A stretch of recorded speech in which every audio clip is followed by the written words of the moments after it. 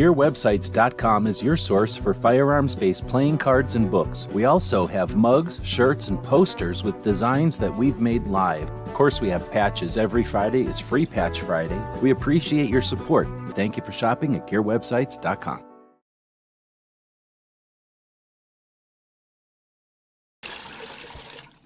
It's 11:59 at Radio Free America, and this is Uncle Sam with music and the truth until dawn. Right now, I got a few words for some of our brothers and sisters in the occupied zone. The chair is against the wall. The chair is against the wall. John has a long mustache. John has a long mustache. It's 12 o'clock, Americans, another day closer to victory.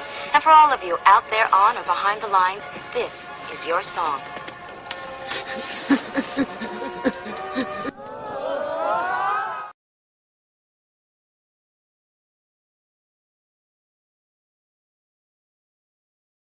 Whoops, I forgot to put me in here. All right, welcome everybody to our daily gun show. We come to you live every weeknight at midnight Eastern, and we talk about guns for about an hour or a lot longer depending on the day. And each day of the week, we focus on a different topic. On Fridays, we look back at the week in 2A. So what was created this week about Second Amendment? This is an interesting week, so let's take a second to talk about why do we even do this in the first place. I'm not doing this because I'm looking for ratings. I would do it in a different way. I'm not stupid. I don't do this because I enjoy the back and forth, up and down roller coaster in any way, shape, or form. In fact, I'm quite frustrated by it.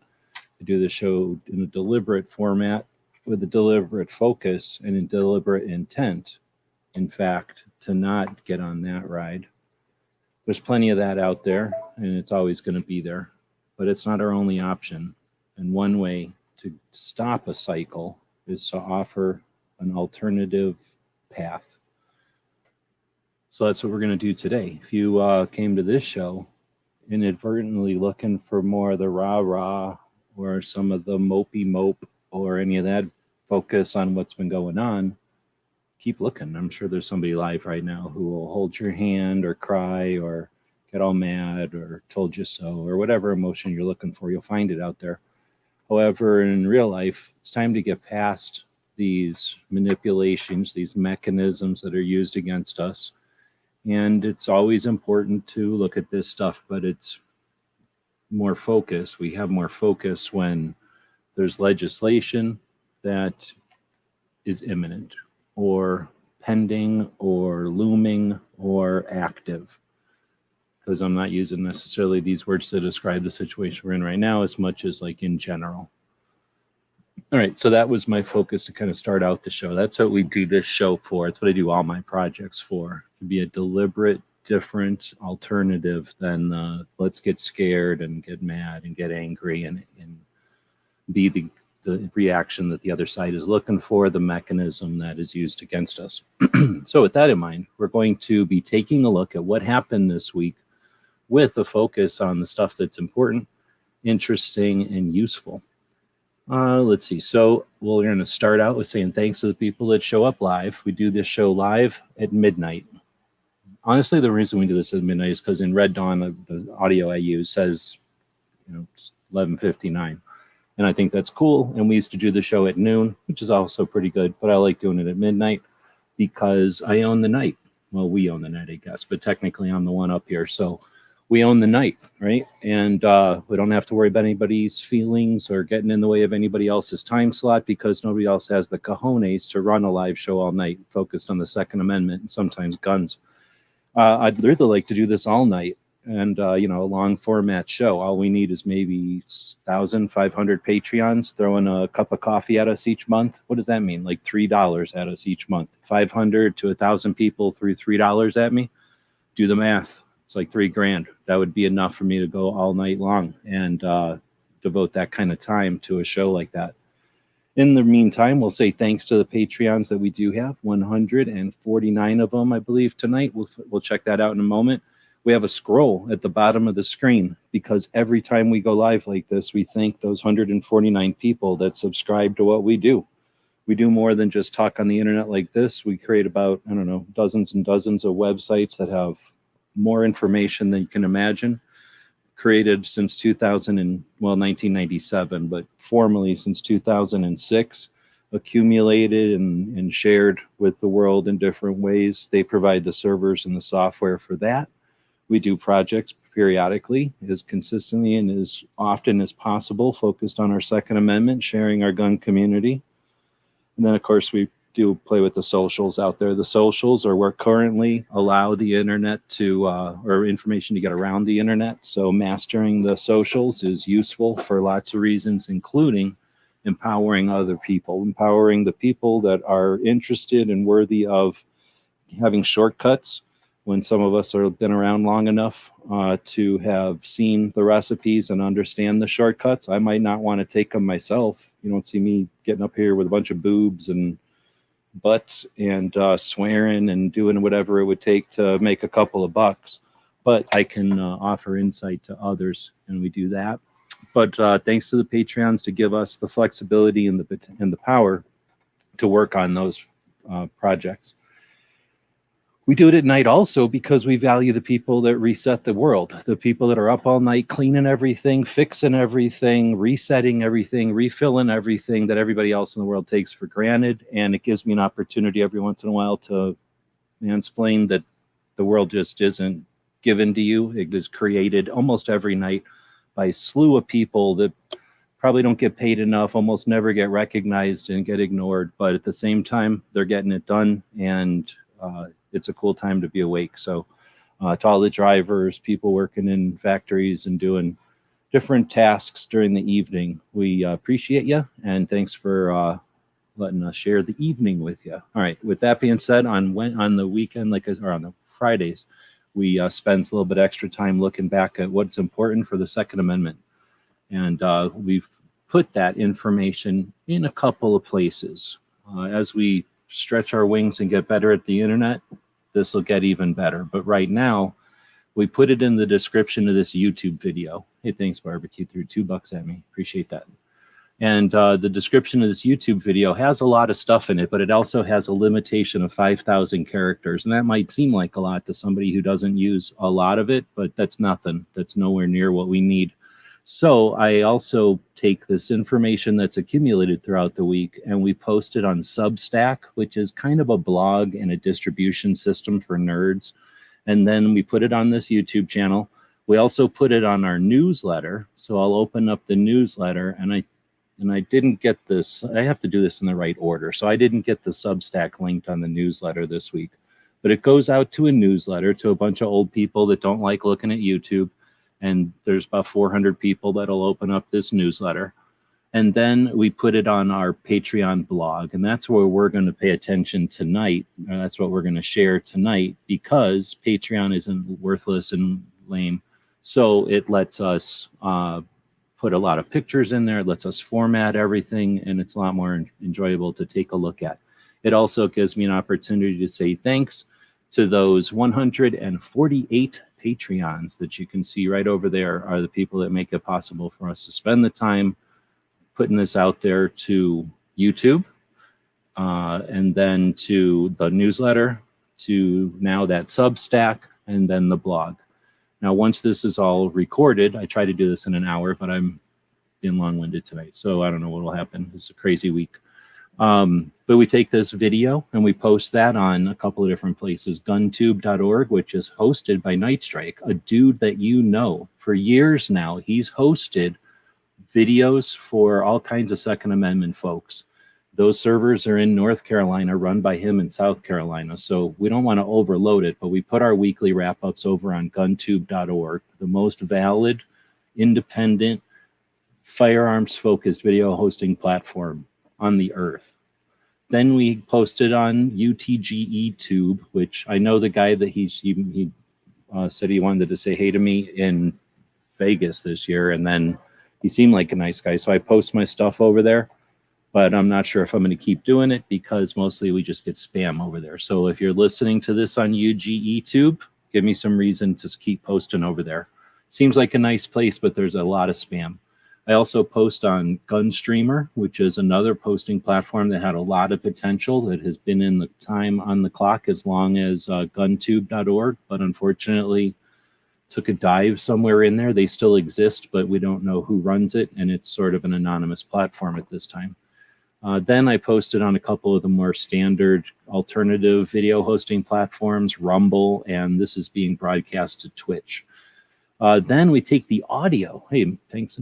Patent Bunker just threw $5 at us. I appreciate that. That's $7. That's probably, well, no, we got a one order from the store today and the $7. So I appreciate that. That's how much money we've made today.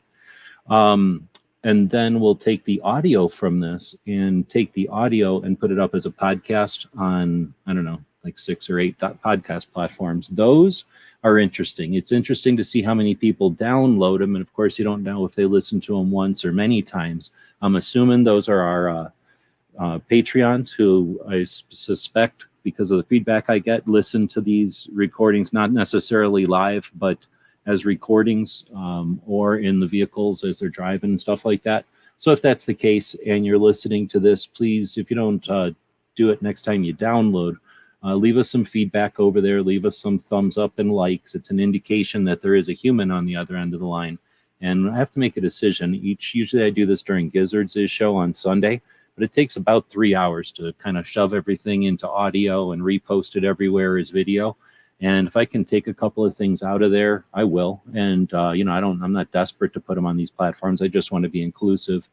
And you'll see that what we're doing is accumulating links to a lot of different valid projects. And the real goal is to spread the knowledge about these projects. So that's a description of what we're doing here. And I wanted to take a second in the beginning of this show to explain all that, because you're going to get exploited the shit out of this week and the next week. There's going to be people wanting money from you. They're going to be wanting you to be upset. And you don't need to live this way. You don't have to live through the cycles. Of course, we have to be aware and we have to be vigilant always, but we should be able to do this in stride, and we need to be able to do this in stride. It's imperative. It's not like urgent, but it's something that we're highly capable of, and it's just a matter of putting some intent towards that. So let's dig in. Hopefully everybody can see the screen. I guess I didn't mention we do have a poll over there for the people that are showing up live. How was this week for 2A? Great week for 2A, good week for 2A, bad week for 2A. FYI, come on, man, you know the thing is where I don't count. That's where I put that for the people that don't want to participate. So if you truly don't want to participate, fuck off. Why are you even here? But I understand you didn't know that when you typed it in here. I'm just letting the people that don't participate, that hang out there, leave. Go watch something else. People that are participating, though, I'm going to challenge you. In a fight, in a true fight, is it better to never get hit? If you buy a rifle, let me put this in terms that gun owners can understand. We buy a rifle and we go out to the range and we slap a scope on it and we put a round in there and we shoot and we get a bullseye. Do we stop and go home? Are we done? Or are we skeptical of that? Right? So, I'm going to suggest we need to be able to take lumps, and we got to be able to take punches in the gut. And if we insist on being pristine through every skirmish and rumble, we're weak. We're not even used to being in fights. So let's get a little tougher. I'm going to stop short of saying it was a great week. Nobody wants to take a beating like this from a bunch of losers. But we took a beating from a bunch of losers. Like, where are we done? Or are we just going to get some resolve, and are we going to make it into a situation where they don't come messing with us for a while? If that's the case, then it's honestly a pretty decent time to be in 2A. It's not easy, and it's not comfortable, and it's not fun. And I'm not saying it ain't dangerous, but we only get one life. And I don't know, is it a curse or is it an opportunity to live in interesting times? So with that being said, let's dig into this week in 2A. But feel free to vote over there. And I'm not calling you an asshole if you clicked that before I said that. But I'm challenging you now. You all got different YouTube channels. Feel free to log in. You know how it works. All you got to do is click over here and switch account, and flip over to one of your other accounts. Everybody's got dozens of them. Vote again is what I'm saying. Let's see. So then we've got this week in 2A. Let's dig in. Have you noticed? Well, the week started out weird. So the beginning of this little thing starts out a little weird, and then, I'll riff. But this started out being a weird week right off the bat. Hulu refused to run Democrat anti-gun spots. That ATF agent was caught photographing books. The GOA got 17 states on board to go against the frame rule that's coming out. Mitch McConnell got censored. Then the assault weapons ban got pulled. And look at how many people were dancing for joy that it got pulled. And look how many people were saying, I told you so. I knew it was going to get pulled. You were all worried about nothing. And how many people are going to start singing that song next week? I don't know about you. I get tired the first time somebody sings that song at me. So as soon as they start getting into that habit, I get in the habit of leaving them be by themselves, because I got no interest in people that say, I told you, do nothing, and then say, I told you so. So we got the assault weapons ban being pulled, and a lot of weird stuff happened Wednesday. And that's why I'm putting it in this kind of format, because the tendency and the mechanism is for us to be manipulated by, I don't know all the right brain words, but when you take a critter and you put it in a cage and you put food over here and then you put food over there and you put this and you do that and you do this and you do that, eventually that critter goes nuts. And that's what they're attempting to do with us. And they're doing it with us and the antis. And we're both being played, and we're never going to work well together. So, you know what I'm saying? They're able to keep us at odds. And we're either going to wake up or we're going to spin out, you know, and get played. So Wednesday, everything got pulled and half the people started saying, I told you so, right off the bat. Don't forget that already. They expect you. They understand that you're going to forget that. They're going to keep wiggling it back and forth, so you have no possibility. That's why I archive this shit. Go back and look at every YouTube video. Go back and look at every other one of those platforms I spent 10 minutes describing. I'm archiving this so that people that might want to, and trust me, those AIs will, go back and archive this. It's a concise summary without all the bullshit. Go back and look at the way that they're this way and that way and jumping on this and jumping on that. People aren't necessarily doing it deliberately, but when they get paid well to do it, they're going to keep doing it. So keep that in mind. We had a lot of stuff happen this week that if you take a second, take a cup of coffee, scroll back through your YouTube history. So if we jump over to YouTube, take a little lesson on how to use this platform as a tool and not just a TV. One of the things you do when you're logged in is you can go to your history over here. And you can go backwards in time and look at all the different videos you looked at. Here's me watching Gizzard on Foul Territory. Here's me putting in the last couple of videos to the show that we're dealing with right now. Here's me watching some other videos earlier. Here's me, right? So you can go back. At some point, it's going to tell me yesterday, and then it's like Wednesday, and then it's going to go, okay, now you're in Tuesday. It even shows you the shorts. Look, Barbecue posted a short for, what's her face, Rebecca Schmoy. Gabby Franco posted a short talking about shooting stances, that there's that ATF agent being a heinous jackboot. And then you can go back and find these videos, you know, use YouTube as a tool, but go back, take a cup of coffee and just look at the videos that you've watched and look at the knee jerk and back and forth happenstance. Again, I'm not saying it's deliberate. I'm just saying you got an opportunity to go back and look at that. One of the ways we get better is by paying attention to what we've done, right? So Wednesday, the assault weapons ban gets pulled, and everybody's kind of in different versions of what the hell we're going to do, right? Then we get to Wednesday, they're also going to pull the PLCAA thing, the PLCAA or CAA. Then, what the hell, they're going to be voted on Friday. Then this morning, literally this morning, they create a new bill, 1300 and what the hell, and then they vote on that so that they can break the system, and then they can vote on these things later on in the day. They confuse the hell out of everybody, which was, it would be comical if it wasn't so fucking dangerous.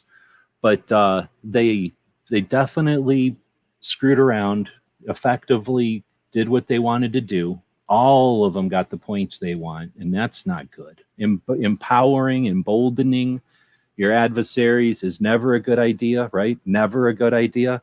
And with these particular set of adversaries, come on, man, we did not need to embolden them. But nevertheless, it happened. And that's what we're talking about. Well, everybody else is going to be talking about. I think I posted a little video, a little picture. Where'd I put it? I put it on the Substack. Here's a link to that Substack. And I put this little picture here. Eventually it'll show up where, oh, where did I put it? Oh, please. I guess I didn't put it on Substack. It's on the, where is it? Maybe it got hidden. No, it might be on the newsletter. Here's the Substack if anybody wants to check it out. It's just, if you want to play with Substack, it's a blog, and then it helps distribute. So it's a blog / distribution system, and the nerds use it. Here, I made this little graphic here. Eventually, once I fix this all up, this little graphic will be around. I just stole a bunch of other people's thumbnails, and it's just back and forth and up and down and here and there. And that's the mechanism. The antis want us to be all over the place. They want us to be fighting with each other. I won't get into it here in the Instagram one on Sunday. Let's complain about how they've got us spinning off and fighting each other. It's effective. They're able to do it because it's pretty easy. We do it all the time. All you got to do is get a FUD to get mad at a self-defense, get a lady to get mad about you told her a revolver. You know, there's like all kinds of triggers for our community.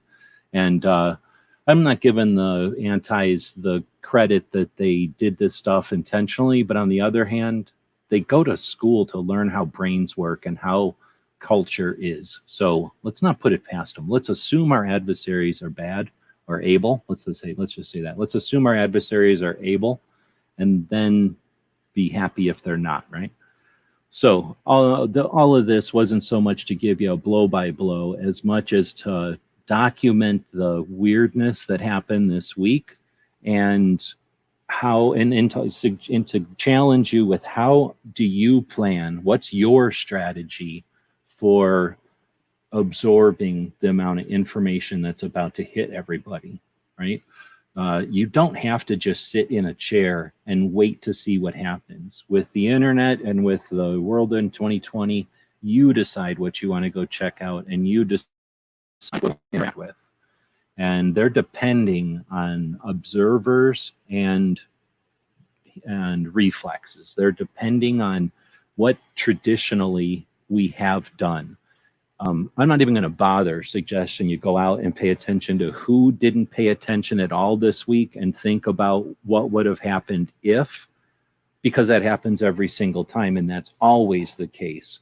So realistically, let's look at the people that are actually playing and what would have played out differently if they would have had more support or ability or more reach or more influence, and what little resource or effort would it take to create that versus attempting to get a giant player who's, you know, neck deep into a recipe online, worrying about getting them to worry about the plight of the politics or the rights, right? They don't care about rights. They care about other things. So what about effectively bringing up the folks that are being more effective, the Rebecca Schmoys out there? So that being said, we'll talk a lot about that, I'm sure, throughout the rest of the show. This was my sort of introduction and rant. We'll dig into what other people have done this week for the rest of the show. And I'll take a look at what everybody's saying over here. It looks like we've got some comments happening. So thanks everybody for showing up live. You'll give us something to chat about over here. I'll just wrap up this intro with, it's always a good idea to call your Congress people. There's a switchboard number here that's for your senators. I think I don't know, I should actually call it to find out if it takes you to representatives. But this link will take you to a web page that has all the different 230 whatever representatives' phone numbers on it. And then this is a link to the different senators. I'm going to use that analogy again of, I've used it a couple of times this week. If you buy a rifle, if you get a puppy, if you buy a guitar, that's great. You own the thing now. Does that make you an expert? No. So being a citizen is great. Are you being a citizen? You know, you are a citizen. Are you being a citizen? One way is to be involved, and one way to be involved is to let your representative know what their constituent, has an opinion about each item that they have an opinion about. And just like going to the range and practicing, and just like consistently teaching a dog a trick or whatever, if you expect a response, you have to condition that response. If you expect result from an action, then you have to be consistent and have a demand. So making these phone calls, if you believe that each of these phone calls is going to result in the representative saying, hey, thanks for calling. We've been waiting for you to tell us just exactly what to do. Check your realistic expectations, and let's think of this as cutting the grass. You could cut the grass perfectly, and next week you're going to cut the grass again. You mess up cutting the grass, you get another opportunity next week. These representatives suck, and that's so horrible for you. Keep calling them and vote, and you know what I'm saying? Unless you want to check out, and you're not watching the show if you're in that mode. So let's dig into what other people are doing this week, and we'll start out with Cape Gunworks. Does it light up over here? I guess they became a YouTube channel member. Thanks for that. I do have like 16, I think. I don't know, some amount of YouTube channel members that it triggered. Some little circle showed up on the front of the YouTube channel, so that's kind of cool. So thanks very much for that. That's the cup of coffee level. I don't know if it says on there, but that's cool. Thank you for that. Like I say, if 1,000 people grabbed us a cup of coffee, we'd be much more effective doing what we're doing here. Grab the, it's me saying my thing. I don't have to click on that. That's a couple of links I posted there. We are posting, or we are streaming out to Twitch, where the little kids play the video games. So if you're one of them little kids playing the video games over there, say something into the text chat. Otherwise, you're just sitting there in front of a TV. How did I say this? Vane, I guess, jumped over. I'm guessing from Gizzard's chat. Good evening. Barbecue is the first one to say fourth. Thanks for that. Krabby is out there. Good evening. What a way to end the week. Still a good week for you. Right on. And, if we can't handle a fight once in a while, then we're weak. If we don't value the opportunity to teach the next generation how to fight, then we're unable, right? And if we just want to watch everything, then what the hell? Like that, nobody's watching this that wants to just watch everything. So Patriots out there, good evening. Everybody's saying hello to everybody. And then Alan Anchor showed up out there. Good afternoon. It's only afternoon for us because we're on the actual time zone. Y'all are on metric time zones. Patriots throwing out random hashtags. I understand you can't see the scroll that's happening, and I don't believe the thing tells you the scroll, right? But there is no hashtag thing going on right now, but thanks for throwing out random hashtags. Let's see, Yahoo for the ladies in Detroit this weekend. All right, thanks for talking about that. I actually did not put that in the wrap-up, only because I got busy this week and did all the wrap-up in the last couple hours and just totally forgot to put it in there, but I should have.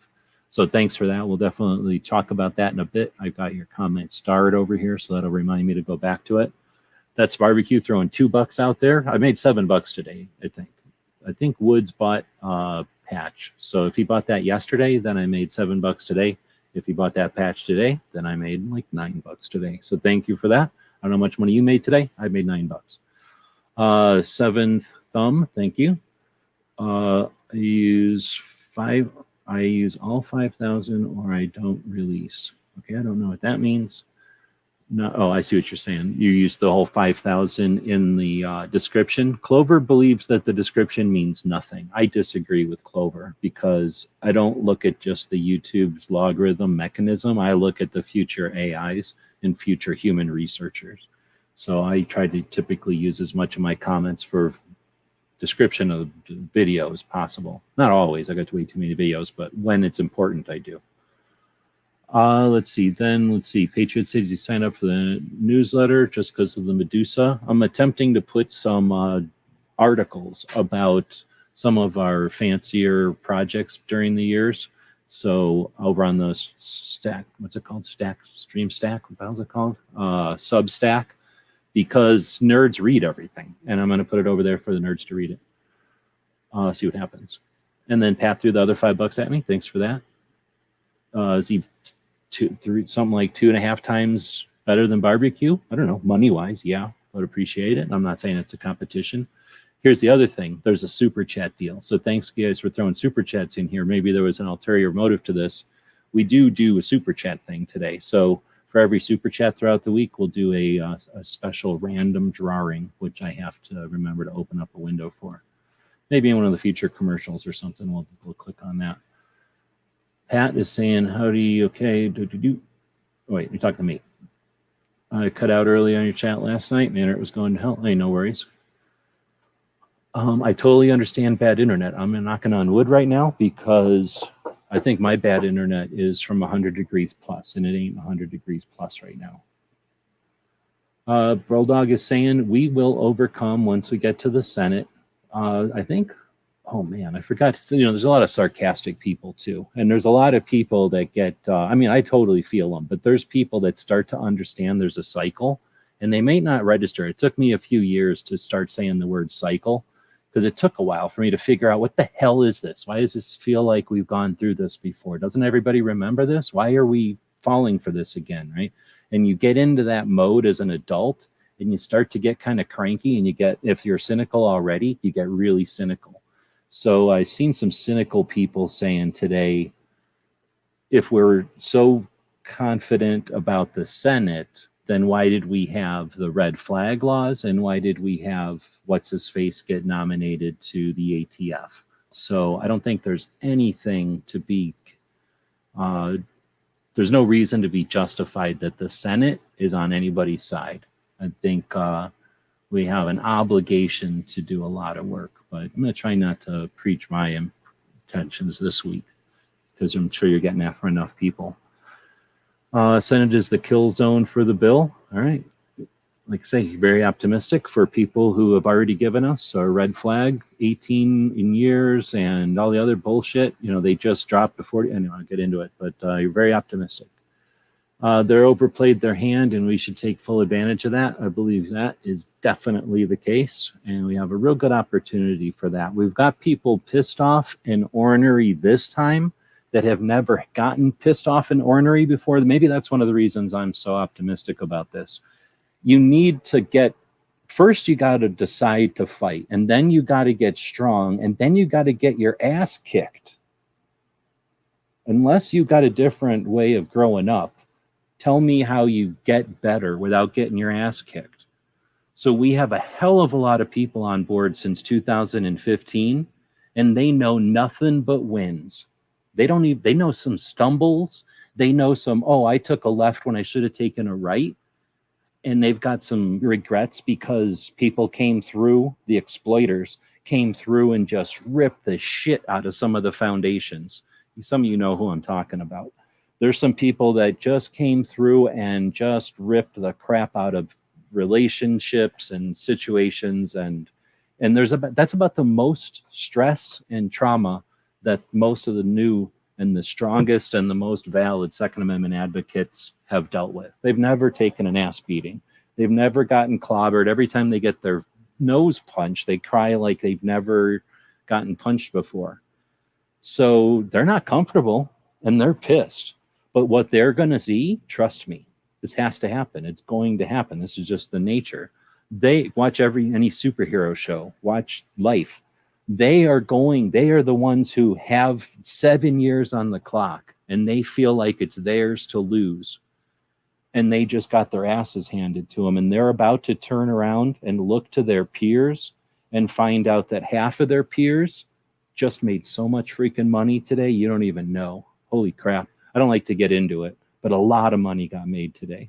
A lot of money. And it isn't necessarily where you think it was. And it not just that $7 that came into this super chat.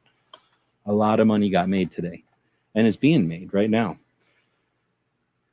People who are valid, authentic people who are in the fight, who've been in the fight for 7 years are going to look around and see the kind of resources that it just got shifted, the kind of allocations that just got moved around into who.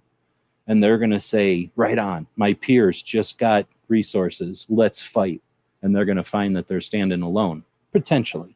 I'd love to be wrong. But that's the typical cycle. And then what happens? They lose. They get out of there. They leave. Back in the day, when people were individuals, when they didn't have help and there wasn't a peer group, when there wasn't strong organizations that are 7 years into it, people would have quit and left because they felt like they were alone and that they were getting ripped off and it wasn't right. But that's not necessarily the time. That's not what's going to happen this time necessarily. So we'll see. But we got 7-year players that just got their asses kicked. They just saw people make fortunes, not fortunes, but a shit ton of money today, and maybe fortunes. I'm not paying attention to everything. And does that make you a superhero, or does that make you quit? I don't think the people today in 2022 quit. I think they figure out, let's get leaner and let's take care of this. And when they get done, man, I hope when they get done, because they'll get done with this, like they'll finish it. They're not going to take guns away from moms. You serious? Go try to take your gun from your mom right now. Just get up right now. Go take your gun from your mom. In any way, take your gun from your mom. It ain't going to happen. So I understand that it's going to be weird and it's going to take a minute, but they're going to win. Or we're going to win, I should say.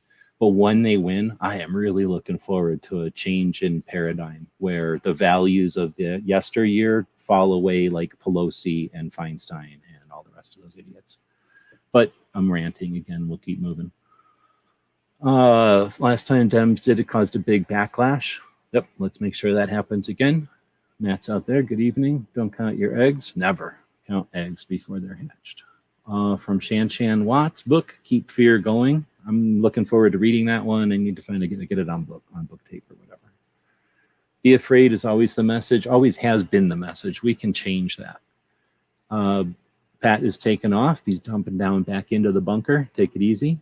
Early Wash, Michigan. What the hell's Michigan? Is that Patriot? Good evening. Oh, he's probably revoting. I definitely paid attention to who said what as this week went on. I did that on Instagram as well. It's way tougher on Instagram. But when you think about how much money Firearms Policy Coalition is making, like around $1 million or a couple $1 million, compared to Gun Owners America, it's like 10 million or something. Compared to Second Amendment Foundation's like 10 million, and then another, I forget what it is, another millions for the Citizens Committee. But they do the Gun Rights Policy Conference for a chunk of that. And then you've got NAGR making 16 million, bragging about it, laughing about it, hasn't done anything legislatively since 2015. Got somebody fired for bringing that up. Oh, was I trying to say something? Yeah, okay. So it's tough to see what's going on, but FPC is kicking ass with that $1 million. The Constitution is above political affiliation. Both sides can pound sand. Yeah, it's easy to say, but let's be realistic and talk about creating the conditions where this doesn't get to be such a rhetorical or rhetoric fight. Let's get gun ownership to be normal and gun use to be understood. Once it's normal and understood, just like a car, we won't have any of these issues. The only times there's issues with cars is when there's drunk drivers. And they did not say all drivers are responsible for drunk driving. They didn't say all drinkers are responsible for drunk driving. They said drunk drivers are responsible for drunk driving. And non-government agencies led the fight on the awareness campaign there. We were talking about this in one of Smeggy's chats or somebody's chats earlier in the week that we went from having one for the road to designated drivers being the norm. All we need is intent and consistent effort, and we change. Period. Anything. Water changes stone. Water changes rock. All right. So Smeggy's saying things to pay attention to is Monday before the committee, Wednesday when they said it's on hold, last night and this morning when they changed the rules, and tonight after it passed, for sure. And then just the people checking in and how they were able or unable to keep track of where we were in the week and stuff. It was a crazy week. Lots to learn.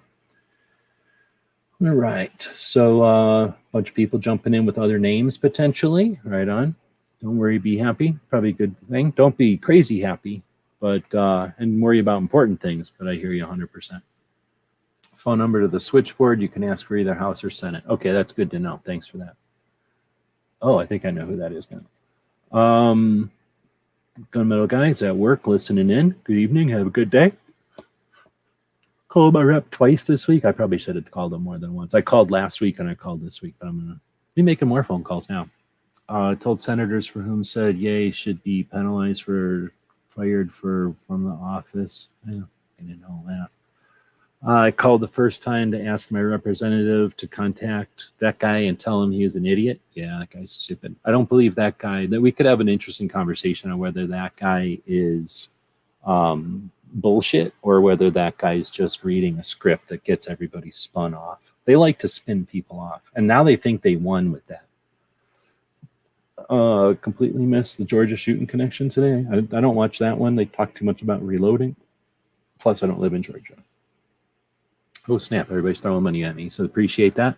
G23 through $7.62. I don't really like that saying because it seems kind of weird, but I hear you. Digging the AK as well. I'm not like some people. I don't necessarily feel obligated to read what's on the super chat. Oh, man, there's a whole bunch of super chats happening. So didn't mean to guilt anybody into super chatting, but thanks for that. Can't be beat by G23. Right on. And then I can do 50. No, don't feel obligated to do anything like that. 1776. Matt is going to have to step up his game. All right. And then $2. Have a super week. I appreciate it, guys. And I'll open up the deal over here in YouTube and have it tell me how many super chats, and we'll do a random. You know what? I'm going to do a random hat pin thing. So got some hat pins that I kind of figured out, and I was going to do them for Free Patch Friday. I didn't get a chance to. All right, we're going to kind of go abbreviated since I'm 42 minutes in, but you know what? It's a weird week. However, there's lots of good stuff, so I'm going to go as fast as I can. It'll be a lightning round, but I'll try to give as much information about good stuff this week as possible.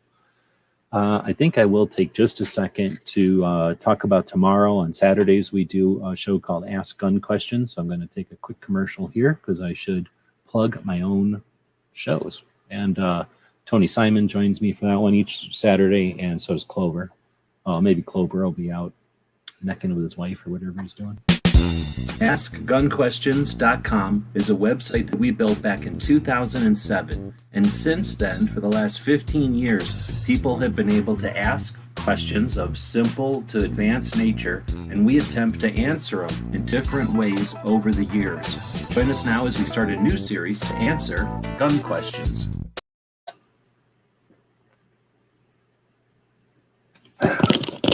Drinking some very weak coffee tonight, so I don't fall asleep. Hopefully I won't fall asleep. Oop, trying to get my comments back. It's so weird seeing all the colored comments over here. So everybody's been super chatting. Didn't mean to guilt trip anybody, but thanks for super chatting. And it makes the super chat or the comment window look all like tutti frutti. So I'm not used to seeing colors in there. Let's dig into the stuff that happened this week. The week started out like a lot of weeks, and then it got weird, right? So let's this isn't in order of chronological order. This is in order of how much 2A there is. The more 2A there is, at least it's going to be higher or first on the list. And then the less 2A, or it's not like, the less focus on 2A, the lower down the list it goes. So we start out with Locked and Loaded Latinos. Eventually, they're going to drop from this because they're playing way too many video games. And while they're bringing their 2A stuff over into the video games, I can't watch that many video games. It is interesting, though, to see how they grew and the rate at which they grew. And now that they're connected with the video games, and I have no idea the video game thing they're connected with, like its ranking and all the other video game things, but watching their meteoric growth once they've attached themselves to the gaming thing, it'll be infinitely interesting to watch them continue to grow as a Second Amendment focus channel as their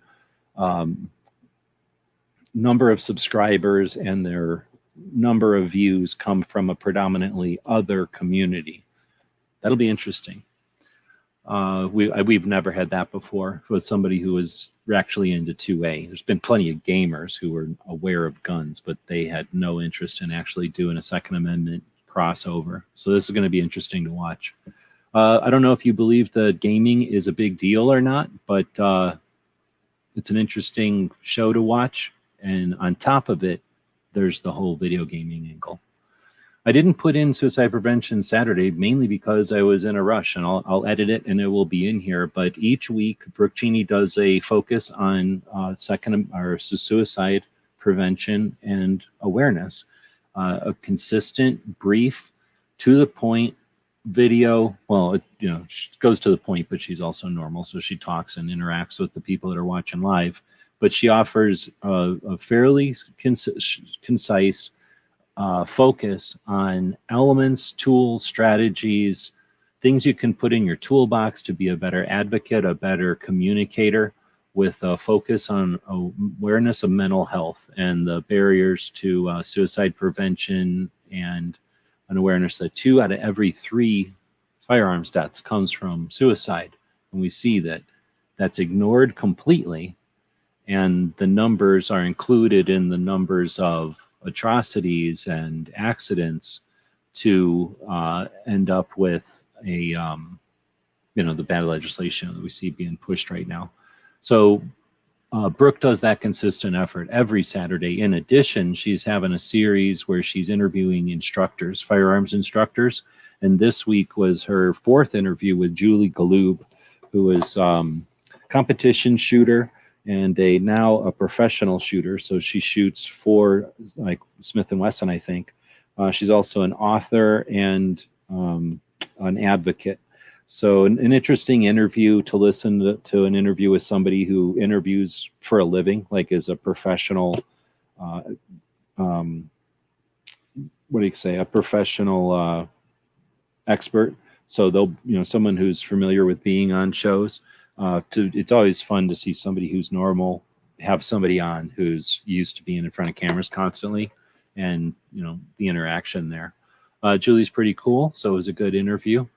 And I don't know if we know who's next week. Oh, dang, people are still throwing in super chats. So Patriot threw in, I don't know, I have a sudden urge to spend my weekend in Detroit. Dude. Hey, G23. I don't know, Patriot, have you thought about going down to Rick's event and hanging out? Then you got Sergeant Major Bulldog throwing 99 cents. It's a super sticker, so I don't know. I guess I should look over here to see what the sticker is. It says 100. That's a 10 millimeter, I think. And then Pink threw in $5, waiting on the shell casings to fall. Let you know another order came through. Oh, really? So I don't know why it's not making noises at me. Did I do something screwy on my phone? No, it's not showing up as a thing. Maybe I need to update my thing, my Shopify app or something. I'm going to go update my Shopify app real quick, because I think it's fun for everybody, especially if you paid money. Let's see. Is it called Shopify? If anybody has needs any help on Shopify or needs some assistance, I know people that use it. I use it, and can help you learn about it if you ever need to. All right, I'll eventually get to where I'm looking at my apps, and then I'll let it update, and then maybe it'll start working again. I have all my apps on my phone set to not update automatically. I don't know if that's always the best policy or not, but I feel like I don't want a thing to start updating when I'm in the middle of a video or something. Hundreds of women all into guns in one place. Enjoy yourself, Patriot.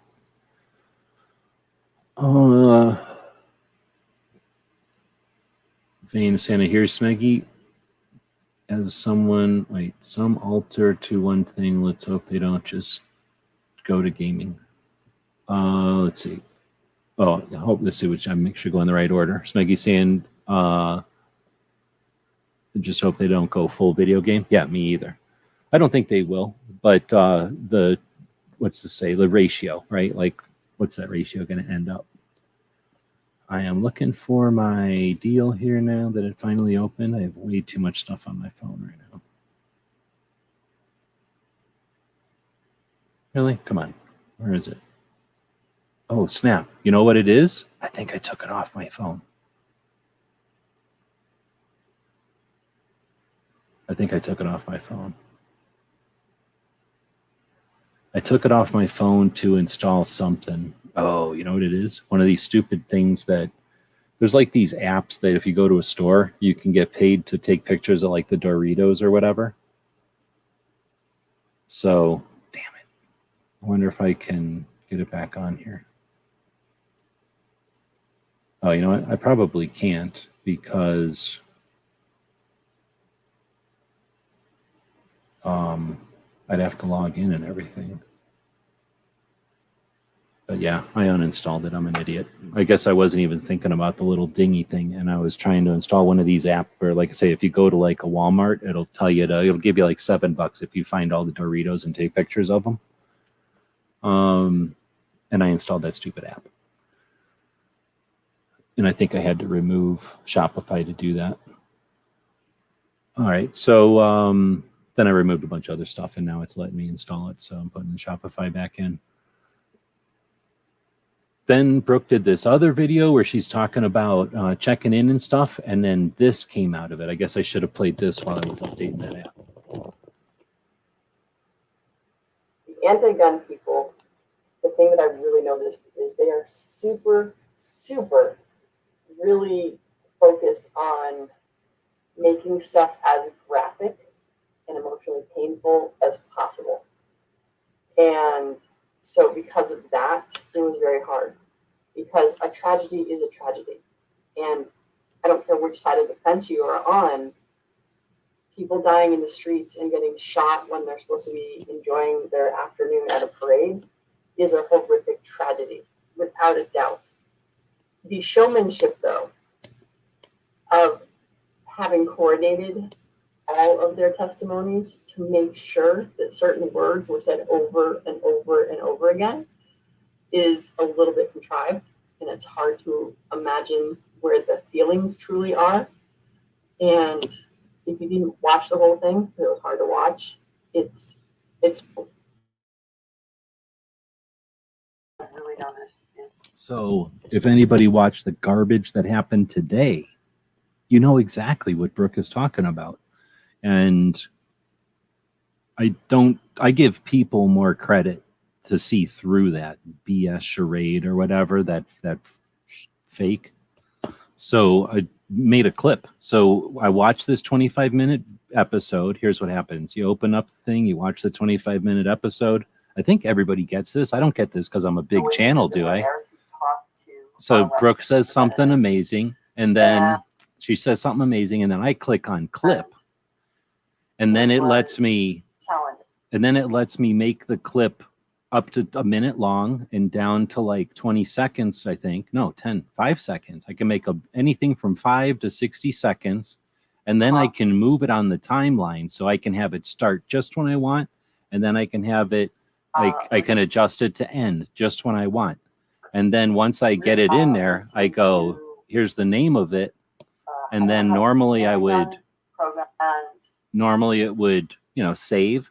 And then over here, I got all my clips. So I got a whole bunch from Alan Anker winning the other day. And this is when Pink won big.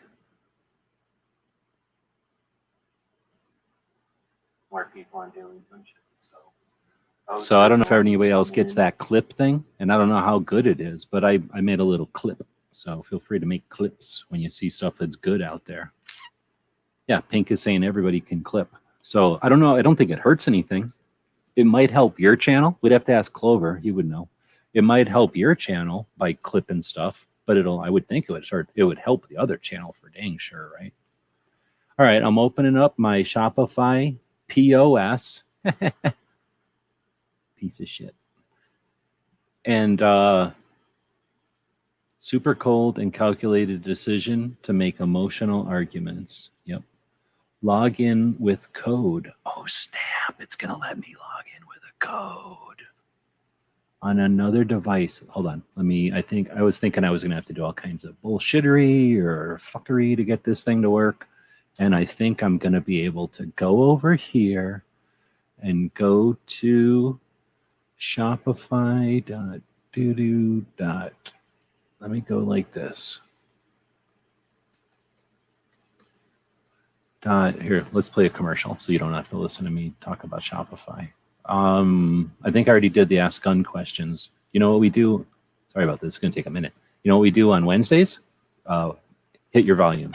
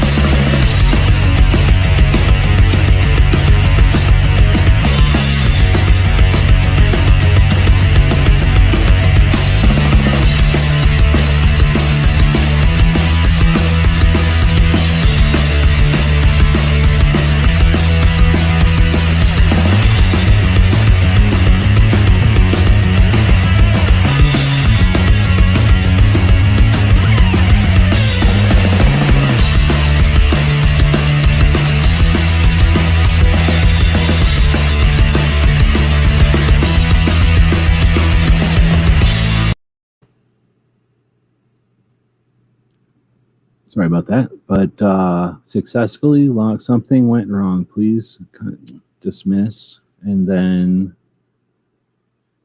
you can now close this tab and return to your device. I have to log in with code again. It's being weird to me. That isn't like my DGH minus sign. It's got the stupidest codes in the world. VW, VW, VWM. What the hell? These stupid codes. No numbers at all. Just a bunch of stupid letters. So, oh, look at this. Log in. Successfully on your device. Oh, snap. How crazy is that? Stupid robots are crazy magic. Yep, I'm logged in on my phone. I didn't even touch nothing on my phone, and it logged me in on my phone. That was creepy. Ooh, it's super creepy. It's telling me my address and stuff. Ooh, is it worth it just to hear a noise? Ooh, I haven't logged into this in a long time, I guess. It says it's fetching a bunch of stuff. That's creepy, too. So somebody was like, I'm going to write this code. What am I going to write? I'm going to write fetching. Oh, God, I have to write in a bunch of stuff. Back. I thought it was over. I thought this was all fancy and done. Now it's making me do stuff that I don't know. Oh, I see.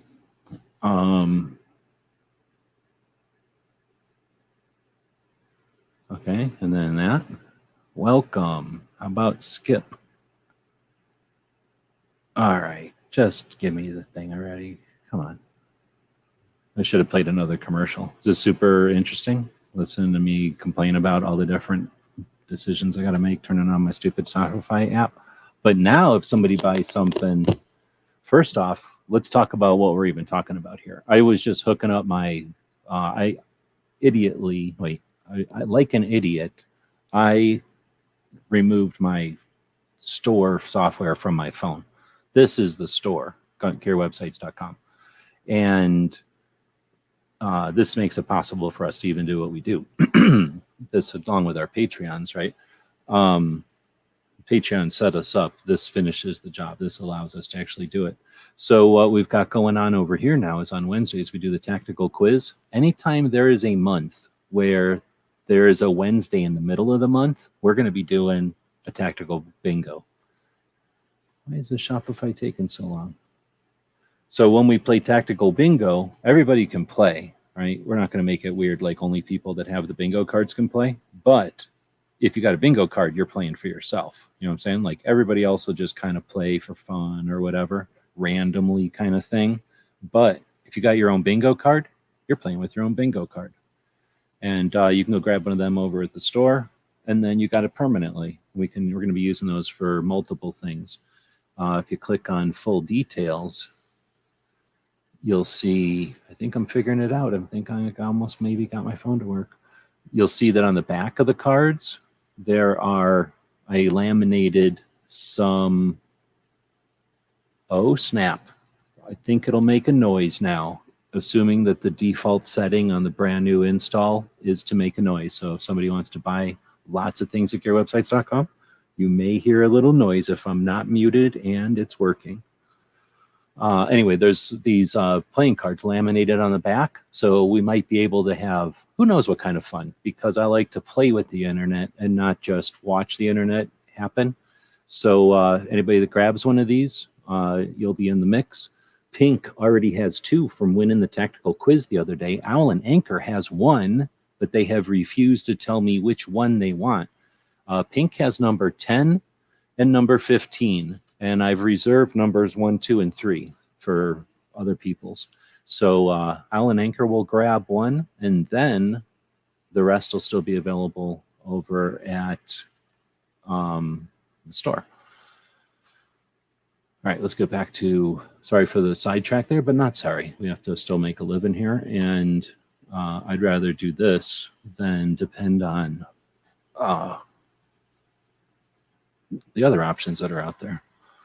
Let's see. Let's keep going. We got Barbecue, who does his show on Tuesdays and Thursdays, and then he does another show on Wednesdays. Went live and listened to a bunch of the testimony on, oh man, which one was it now? Now I could remember which one he was listening to testimony of. On Wednesday, was it the, I guess it was the,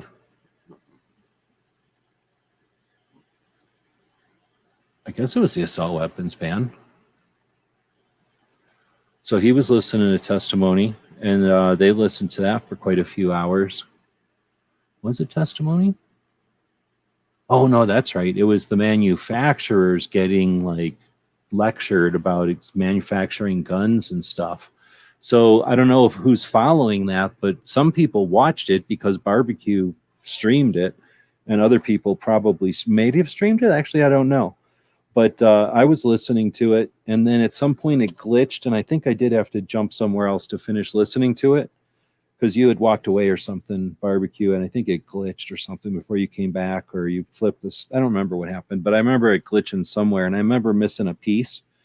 But anyway, I remember the parts that later people were looking back at and saying that the gun owners are or the gun company were pro ATF and anti-Second Amendment and stuff.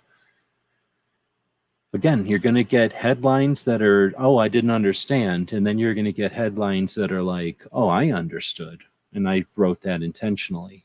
And it's going to take people a minute or two to understand that there's two flavors of headline. There's two reasons. There's two instigations. There's two like things that can cause a headline, ignorance or intent, right? And it takes somebody a little while to figure out if people are doing stuff with ignorance or intent. Once you figure out somebody, oh, they're trying to screw me over. They're trying to keep us in an endless loop of tetherball. I always like to say it's tetherball. Tetherball only works if there's two people or if there's one person and everybody's watching. But tetherball don't work otherwise, right? Or volleyball or something else. They can't play other games. They have to play tetherball where it just goes back and forth and back and forth. So if you just refuse to play the tetherball game, then you walk away and play something else. And what are they going to do? They either come over and play that game, or they just keep trying to insist that tetherball is the way to go. All right, I must be getting tired now because now I don't know where I was going with that one. But thanks for posting that. Oh, I guess I was saying that eventually people are going to figure out the people that exploit this. The people that don't just phone it in, because no one was watching that whole thing and then giving their expert opinion. People were listening to somebody else's summary and then making a judgment, making a headline, and considering that effective and moving on. We don't need everybody to be journalists, but we shouldn't act like everybody's journalists either. If somebody's just bloviating, that's fine. We got a First Amendment right to bloviate, but it don't make you right. Don't make your insight worthy. That's what echo chamber shit, that's the dangerous side of echo chamber. When somebody starts an echo of some dipshit crap that's worthless. If everybody's echoing better and better knowledge, then an echo chamber is very useful. When an echo chamber is somebody farting and everybody just re-farting, then it's less effective. Let's see, next up we get the machine gun nest. So if you're not following any gun shops, ask yourself, why aren't you following any gun shops? Aren't you interested in the gun community? What's the backbone of the gun community? Is it the manufacturers? Or are the manufacturers the life force or the sap in the veins of the gun shops? The gun shops are the backbone of our industry. They are our culture. They're our community. We ignore them like assholes ignore the coral reefs when they eat red, what do they call it, snapper and bullshit names for fish that are 70 years old when you eat them, and you collect them by destroying the coral reefs that they hover over and eliminating their entire ecosystem so that you can eat one version of the fish that were in there. That's the kind of shit we're talking about when you're paying attention to the community but not paying attention to the gun shops. And it's at our peril. I'm using that horrible example of wreaking havoc on the environment just to harvest the good stuff is when you go in and just harvest the good stuff and you leave the gun shop behind. You go online and you buy your crap there, you use your FFL, but the one that's the home FFL because you don't want to pay a big markup. Or you go to that one pawn shop that does it for $15. But every time you want to go put your fingers on everything and fiddle with it, you go to the shop and make their gun so full of peanut butter and Dorito cheese that nobody wants to pay full price for it, who's actually going to be willing to buy it in town. Those gun shops, the ones that you get pissed at and you go to the gun show to buy your ammo and you ruin the gun show by buying all your damn ammo there. And obviously I'm not talking about the people here, but in general, that's how they get us, is by just making it lame. And the gun shops, what are they going to do? Like, all they can do is be awesome, be innovative, be better than what other gun shops were. And what you can do is follow the awesomest ones on YouTube. So Machine Gun Nest is incredibly awesome. I could probably go on. And in fact, on Thursdays, we feature a gun shop whenever I can remember to do it, every Thursday, because that only gives me an opportunity to mention 52 of them each year. So I cheat and maybe I'll mention 2. There's amazing gun shops out there. We'll probably start doing series like gun shops ran by chicks, or gun shops that have full auto rentals, or gun shops that feature so much stuff that it takes like more than pegboards to hold it all on the walls, or gun shops that are so fancy you think you're in some kind of weird restaurant or something. And there's all kinds of gun shops out there. How about gun shops that make you feel so weird that you just want to leave? That's a whole nother level of gun shops. So we'll be talking a lot about gun shops, but I guess I was ragging about how many gun shops are you following on the YouTube, on your Instagrams and whatever. They value those follows. They value those interactions, because those interactions are logarithmic measures or logarithmic entries, which give them ability to do better than their counterparts, which are often regional chains or national level chains that everybody also hates. So understand that when we use the internet, we have opportunity and we can use it, master it. Do you buy a rifle and not use it? Or do you buy a rifle and take it out hunting and take it out to the range and value it as a tool to teach the next generation of shooters and make YouTube videos with it and think about the next red dot or crap you're going to put on it? Come on, right? So our gun shops are the same way. And the way that we use our tools online are the same way. We'll keep moving.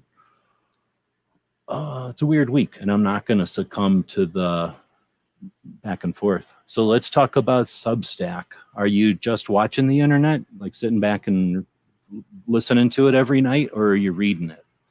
I don't know. Book nerds like to read it, and I guess there's a bunch of them over there reading it. So I'm going over to Substack and looking at stuff, and I'm pretty impressed. I'll tell you what. So I started watching one called Emily Post. Does everybody know who Emily Miller is? She's somebody on Substack.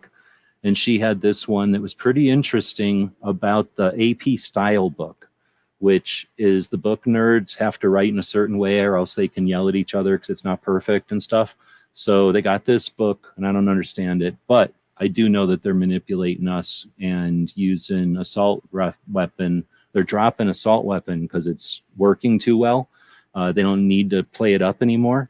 And they're going to go after semi-automatic rifle. So they're going to start to weaponize semi-automatic rifle with that AP style book. Crump is right there listening to me. You'll see that there'll be he's going to rip off that, and he'll make a video about that soon. But definitely check. Does Crump know who Emily Miller is? So Emily Miller, interesting read. Here's a link to it. And then we're going to get to open source defense over on the Substack for the book nerds. We're going to zoom in on this one. I don't know what the deal is. It's like, is this like watching a YouTube video? I don't know what it's like over here. So I don't know the deal on open source defense, but I'm intrigued. So first off, they pander and they use an atrocious organization's YouTube video, a worthless YouTube video. So I'm going to go past that. Normally, I would unsubscribe a channel that associates themselves with such a bullshit channel. I'm assuming this place doesn't know because I think they're liberals. So I'm going to keep going. They're novices. Let's put it that way. So I'm going to just kind of skim through here for people who don't want to read the whole thing. It's perfectly normal for a person to know nothing about plenty of things, but it's less common to be proud of one's lack of knowledge. So when it comes to guns, why is this the rule instead of the exception? So how is that for an intriguing first sentence, paragraph, I guess? It's perfectly normal for a person to know nothing about plenty of things. Of course, right? but it's much less common to be proud of one's lack of knowledge. So why all of a sudden is it so cool to be ignorant of guns? And it was almost profound. It was really interesting reading this. And then at the very end, they just went and dropped it on the ground like a wet sack of mashed potatoes. So I don't know what the deal is, but this was interesting. I think it's got something. And if somebody like Smeggy is out there, then potentially check this out. And if you're going to do one of your deals, Smeggy is toying with the idea of doing short, impromptu live videos focused on Second Amendment issues or topics. This article, OSD 179, where order comes from, would definitely be an interesting thing to do, have a conversation about. Crump is saying, of course. Did you do an interview with her, if I can go check out? Because I don't know who she is, or at least she's not coming to mind. I found her on Substack, and I don't think she's on YouTube, so I don't know who she is. So there was a couple of these Substack things. What happens is you go to Substack and then you subscribe for free. I think you can pay people too, but you can subscribe for free. And then they just give you an email. When they post something, you get an email. So I just was seeing these emails and I'm like, oh, this is interesting. You know, everybody's different. Mine are pretty long because it's all this stuff. Theirs were a little shorter because they're just writing about one thing, you know, one article. Oh, Crump is saying his old boss from Facebook started open source defense. Well, I'd be very interested then in having a conversation with that person. So if you can hook us up, I would appreciate that. And I'll have an interview with them and try to figure out more about what their deal is. But that's very interesting. Thanks for that. Today we were showing off about not knowing things about guns. Oh, they were showing off. I got you. No, and that's what that whole open source defense thing is all about. Definitely read it and let me know what you think. It doesn't take that long. Next, we get to earlier in the week. FPC had a conversation with one of their lawyers about why they picked New Jersey for their fight about the new assault weapons bans. Then you get to Get Off My Lawn from Sandhills Media.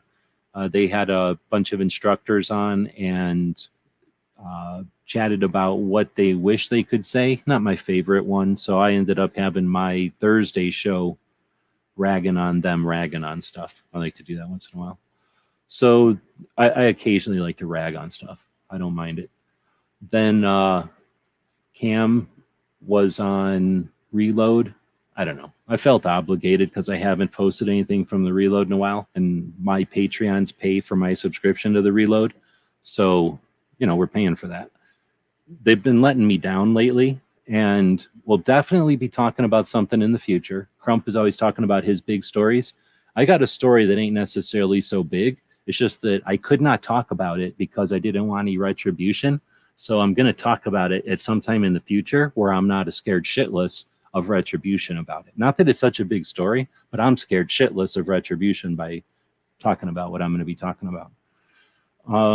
Then we get to Professor Yamane and his, oh man, Gun Culture 3.0. I got to take a drink because my mouth is getting dry and we're starting a whole nother thing. This was way before all the weirdness happened this week. Why don't we have a commercial for our shirts? We actually have a new shirt design. While I'm taking a drink here, I'll try to grab the new shirt design for you. Hey, did you know that you could help support our future projects and let everyone know you're a fan of what we do? Check out our print-on-demand store. We have a tab here on YouTube. When you click on it, you can choose from a bunch of different items. We have shirts and posters and coffee mugs. Click on the one you like. When you find the design you want to put on it, choose a color and a size if it's appropriate. And when you purchase these items, a portion goes to help fund our future projects. We really do appreciate your support. You get some cool stuff. When you get that stuff, post pictures here and on other platforms, and we'll hook you up next time you order from our Gear website store. Thank you for your support of gunwebsites.com.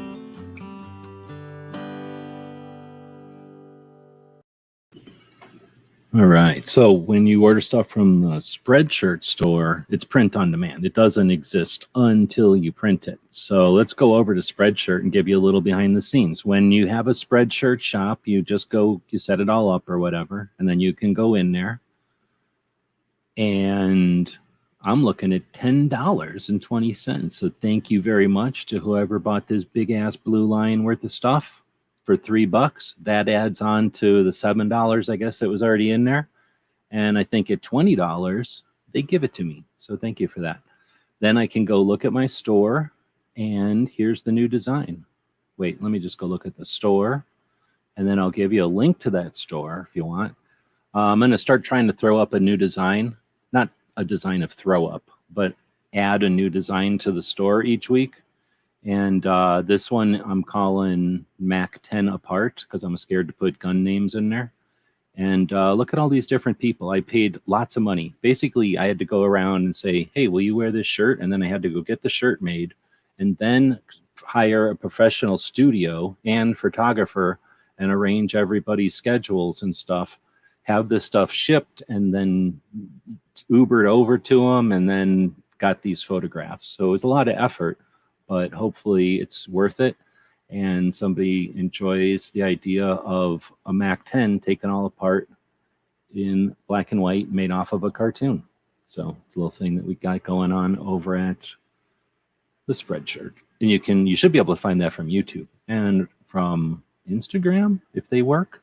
Every once in a while when you go from Instagram, it gives you 20% off. So, and it's like I said in the little clip there, if you ever buy something like that, take pictures of it, put it on Instagram. Next time you buy something off the store, let us know and we'll hook you up, as the kids would say on the streets. All right, let's get into Professor Yamane, who ought to be a doctor at this point so that I can just say Dr. Yamane. He thinks it's gun culture 2.0, and he's got a right to believe that. And now he's suggesting that it's gun culture 3.0. And I'm not going to get off on it too bad here, but if you're at all interested, go listen to this and we'll have a conversation about it. I told him something like, I'm interested in listening to what you're putting out there, but I don't understand where he's coming from sometimes. He's not like divisive or weird. It's just that he definitely has a different opinion of the status of the country. And I don't know if his experiences give him that perspective. And he's obviously entitled to it. I don't share the opinion though. Let me know what you think. If you check out that video, it's like 5 minutes. It won't kill you, or ignore it. Next, you got Kingpin, who's a hell of a dude. I don't think he stays up this late. Sometimes he'll say, hey, at the beginning of this whole thing, but it's pretty late for him. Think about it. When, let's say, a bowling alley hours, for a while, he's getting pummeled. So if he's even, if he's off the clock, he's probably sick of it at this point, being a bowling pin. So he'll usually just hang out in the mornings and stuff when there's nobody really at the alley. But he posted a series now of Second Amendment activists that he's kind of shouting out and giving people awareness of. And I thought this was pretty class act. I mean, most stuff Kingpin does is, but he posted one here for a bunch of dudes in the community, and actually in a couple of different communities that have passed on, while the internet era of whatever we call this community online, excuse me, that I thought was pretty classy. Speaking of classy, we've got Riding Shotgun with Charlie, hit episode 150 this week, and he was out at Gun Prom with Gun Owners Radio in San Diego a couple weeks ago now, and he must have had a couple of different people in the car while he was out there. So it's neat to see Charlie got the stagecoach out to California, and he reached the 150 threshold. It's a neat waypoint on the road, and he got to meet a bunch of new 2A Second Amendment people out there, and it's neat to see him driving around in California, experiencing California. I don't know. I think he may have said something about if he's been in California before, but I don't think the stagecoach has been to California. Joe is a firearms instructor, and he's one of the hosts of the Gun Owners Radio live radio show that happens on Sunday nights. and it happens just after Come and Talk It and Eye on the Target Radio, which are on simultaneously. Their show starts right at the end of those two shows. So it's a pretty cool show. It's a couple of hours long. It's a bunch of people from Southern California, and they have a pretty standard format, but it's pretty flowing. It's a good show, and they spend some effort putting out different things that are more interesting than the same old during the commercials, because they are streaming it as it's being broadcast as a live show on Sunday evening. So while the commercials go to the radio, they put some effort into streaming some funny stuff and some interesting stuff and some educational stuff and some unique stuff during each break. So unlike a lot of the radio shows that just give you the same cookie cutter during every single commercial break, which can be actually kind of like Chinese water torture. Oh shit, are we allowed to say that anymore? Then it's a pretty good radio show. So Joe is one of the hosts of that show.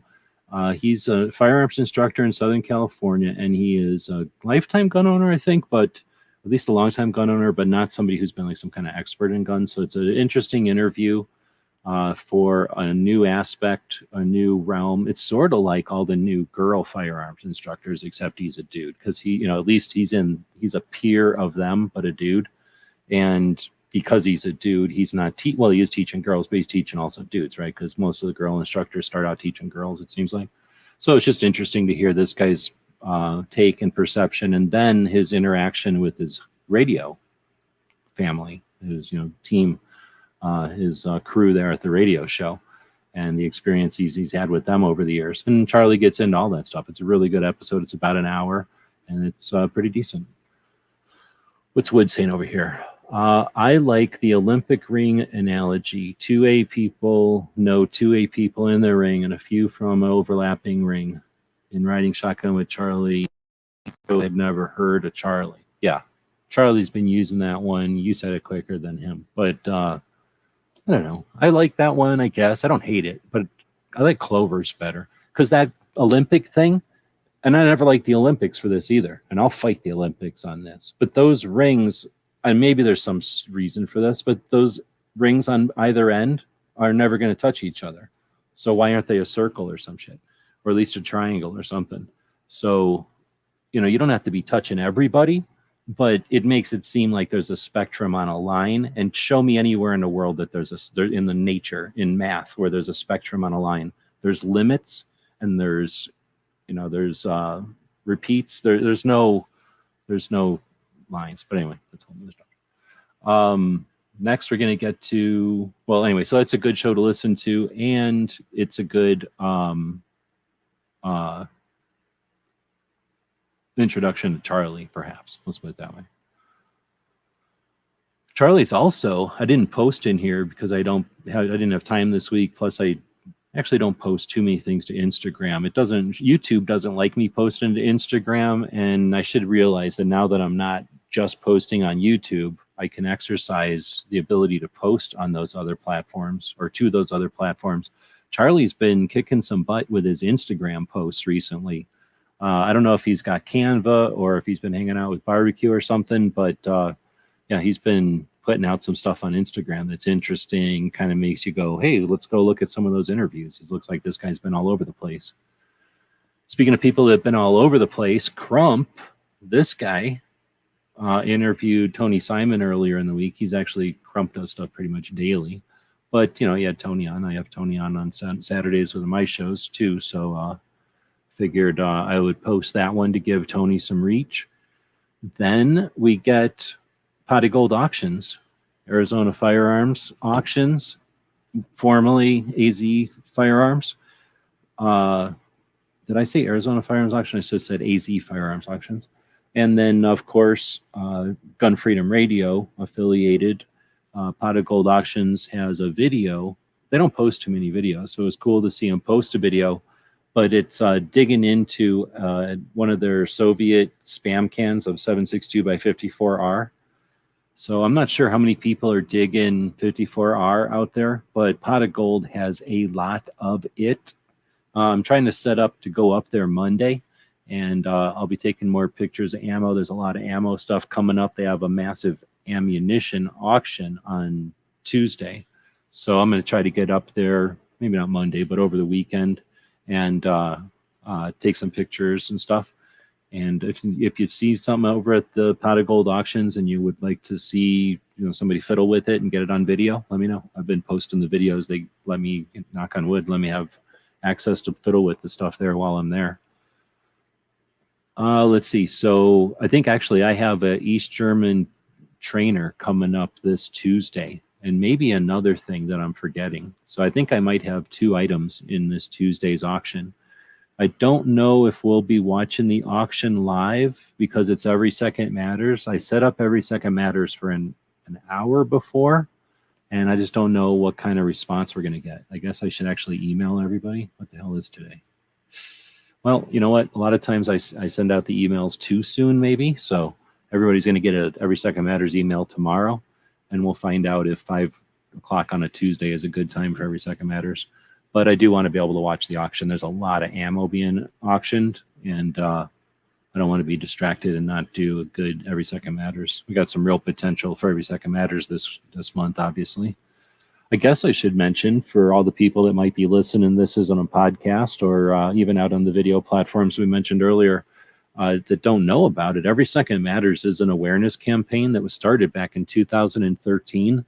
Kind of as a grassroots, just a bunch of people that were having a lot of conversations often. We would go online every night and have these conversations as we watched Obama's executive actions, his threatened executive actions, kind of fizzle. The grassroots kind of resistance, everybody just kind of stood up and said, hell no, to pretty much everything that came down the pipe. Wasn't facilitated by anyone or orchestrated by any entity. It just sort of happened by a bunch of people who were pissed. And I suspect we're about to see that kind of stuff happen here in the near future. However, we've got a lot more people that are experienced and interested in having some influence, right? But there wasn't a lot of influence back then. So Every Second Matters was born or created from the awareness of apathy. We could all tell that the amount of people that showed up to the conversations were dwindling, and the people that were the most interested and active would become apathetic or frustrated if they didn't, get whatever it was they were seeking. And when we could see our numbers dwindling, and that was natural, and no one's going to stay upset and agitated forever, and that really isn't the goal, to have an artificial agitation, right? That's just fake. So we tried to come up with something just as an effort that we could do to keep awareness of what happened and what we need to be ever vigilant of, right? What is it? Liberty requires eternal vigilance. There's probably more to it, but that's the part I like. So we created Every Second Matters, maybe, I forget, 25 people altogether that were regularly chatting, and who knows how many weird lurkers and government agents out there that refuse to say anything in the live chat, even though it's not required, but you have all the opportunity in the world to put something out there and let people know that you exist. But so we have never any idea. And when you do a bunch of stuff that gets a lot of views, have big fights and talk about stuff first, and back in the days when we were going to SHOT Show and putting out videos and putting fingers on triggers before anybody else type of stuff, you get a lot of people that go, oh, let me hear about that trigger or whatever. Those kind of audiences, you get a lot of people just observing. When you don't pander to all that shit, you get people that pay more attention and participate. But needless to say, back in the day, we saw those numbers were dwindling, and it was a lot of people out there, and it was a different internet. The internet was not new. People were familiar with the internet, but internet was fast. Fast internet started in 2006 for the most part and didn't finish until 2012. The infrastructure of DSL and decent cable lines and broadband and other things to give people actual fast internet to be able to do streaming video and participate in conversations and have enough participants to make it a big thing really didn't happen until kind of that era. So it was a time when everyone could participate, and the conversation shifted in general from forums and picture-based stuff to video which YouTube is, we're already in stride and winning. And when YouTube brought on live conversations in the Hangouts feature, they really brought a lot of people to the mix. And in those days, we all got into cliques, and all the dude bros went together, and all the vet bros went together, and all the whatever the hell else bros got into piles, and then all the, this is the end of the Roman Empire people gets together, and I hate the cops get together, and I love the cops get together. Cops get together, right? Everybody gets together, and then a bunch of other people are like, I don't really want to have to choose, and I also don't want to be weird, so I'm just going to hang out with regular people that aren't worried about only hanging out with each other. And that happens, right? And those kind of conversations, there's a lot of people in that field, and those kind of conversations were epic. They must still exist on the internet. The AI will find them in the future. The AI in the future that listens to me say this will find them and then talk to some other AIs and go, hey, look, I found this guy's AI or things that he was talking about, and I found him in 4 milliseconds or whatever. And then some other AI will go, I did that last week and I did it in 1 millisecond. And then they'll talk about the whatever holographic logarithms that they use, whatever Al Gore comes up with next. Okay, too many tangents. Getting back to it. I do appreciate everybody letting me spin off there, but I think I was spinning off on the Olympic rings, holding us together as a community, and getting into Every Second Matters and the origins of it. But anyway, or Every Second Matters is coming up on the 2nd, and because of that, I don't know if I'll be listening to the auction live. So I finally did get back to where we started from. Hey, it's Friday night, and I'm 90 minutes in, and I'm drinking mild coffee. It's like very, very, very weak coffee, which I haven't been drinking much coffee. Let's see. Charlie did a Kiss-themed gungram. Oh, I seen the thumbnail for that. Crump had Riding Shotgun with Charlie on before, since Crump is still out there. I got to get a better history down so that the AIs in the future can repeat that one and not such a sloppy one. I think, what if I am a robot and just don't know it? You can tell if you're a robot by stick. No, I won't say that. Let's see. So we were talking about AZ Firearms, who is also Gun Freedom Radio. Right now, I haven't been posting a lot of the Gun Freedom Radio stuff because I don't post politics stuff, and most of what they've been doing is focused on Arizona politics. Local politics are important, folks. I think I don't need to mention that, but I think we're going to see the natural, when I keep talking about cycles and I talk about trends and people taking advantage of mechanisms, when the elections happen, the people who are political tend to be political, which restricts their amount of time they can do other things. So now they are not there, and we have empty chairs where we would normally have people. Not that they're out of the game, they've just gone to do a different role. And that's something that we should be able to anticipate and get ready for and come up with mechanisms of our own. Hacking, right? Coming up with a system to deal with these elements so that we just take it in stride. The NRA thing was in 77. Came about because ATF abuses are the early 70s. Yeah. Well, that's a whole other thing. I'm not going to get all spin off on that one, but that's a good topic for one of Smeggy's things. He keeps talking about having random Second Amendment themed focused conversations. Oregon is trying to get people to vote people's rights away. I suspect that's going to keep happening all the time for everybody.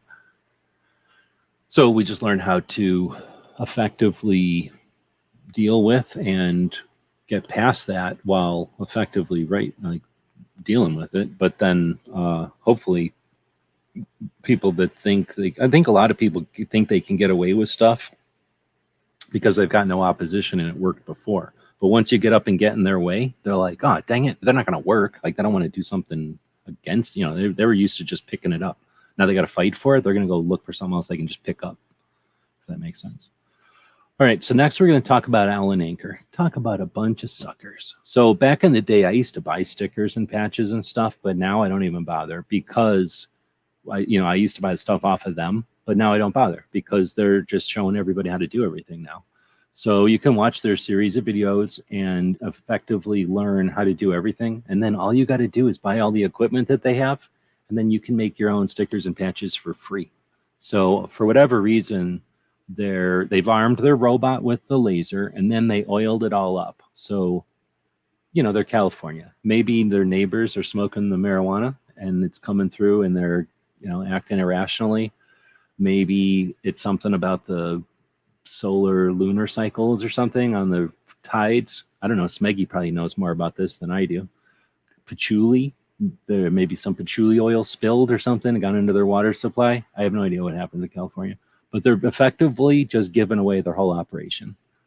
Eventually they're just going to show us their books, show us whatever, and then just leave their stuff out on the street, I guess. And then I don't know. I don't understand California. Very, very hippie way of doing their business. Ultimately interesting though. You get to see how all their handmade stuff is done there in-house in California, behind enemy lines, often with U.S. made materials. And then, that's how you can see how they're able to do things from like one item up to infinitely many for your small business or gun shop or project or channel. So they showed you how to do that. Then they started showing you how to do a bunch of software. I missed a whole nother one where they oiled up their robot that came out earlier today. So, pretty much be your own small business watching Alan Anker tell you how to do everything. Then we've got the Nebraska Firearms Association is going to have an online town meeting for, I don't know if it's for, but it says Nebraska Senator Tom Brewer. So I think he might be sitting in or something.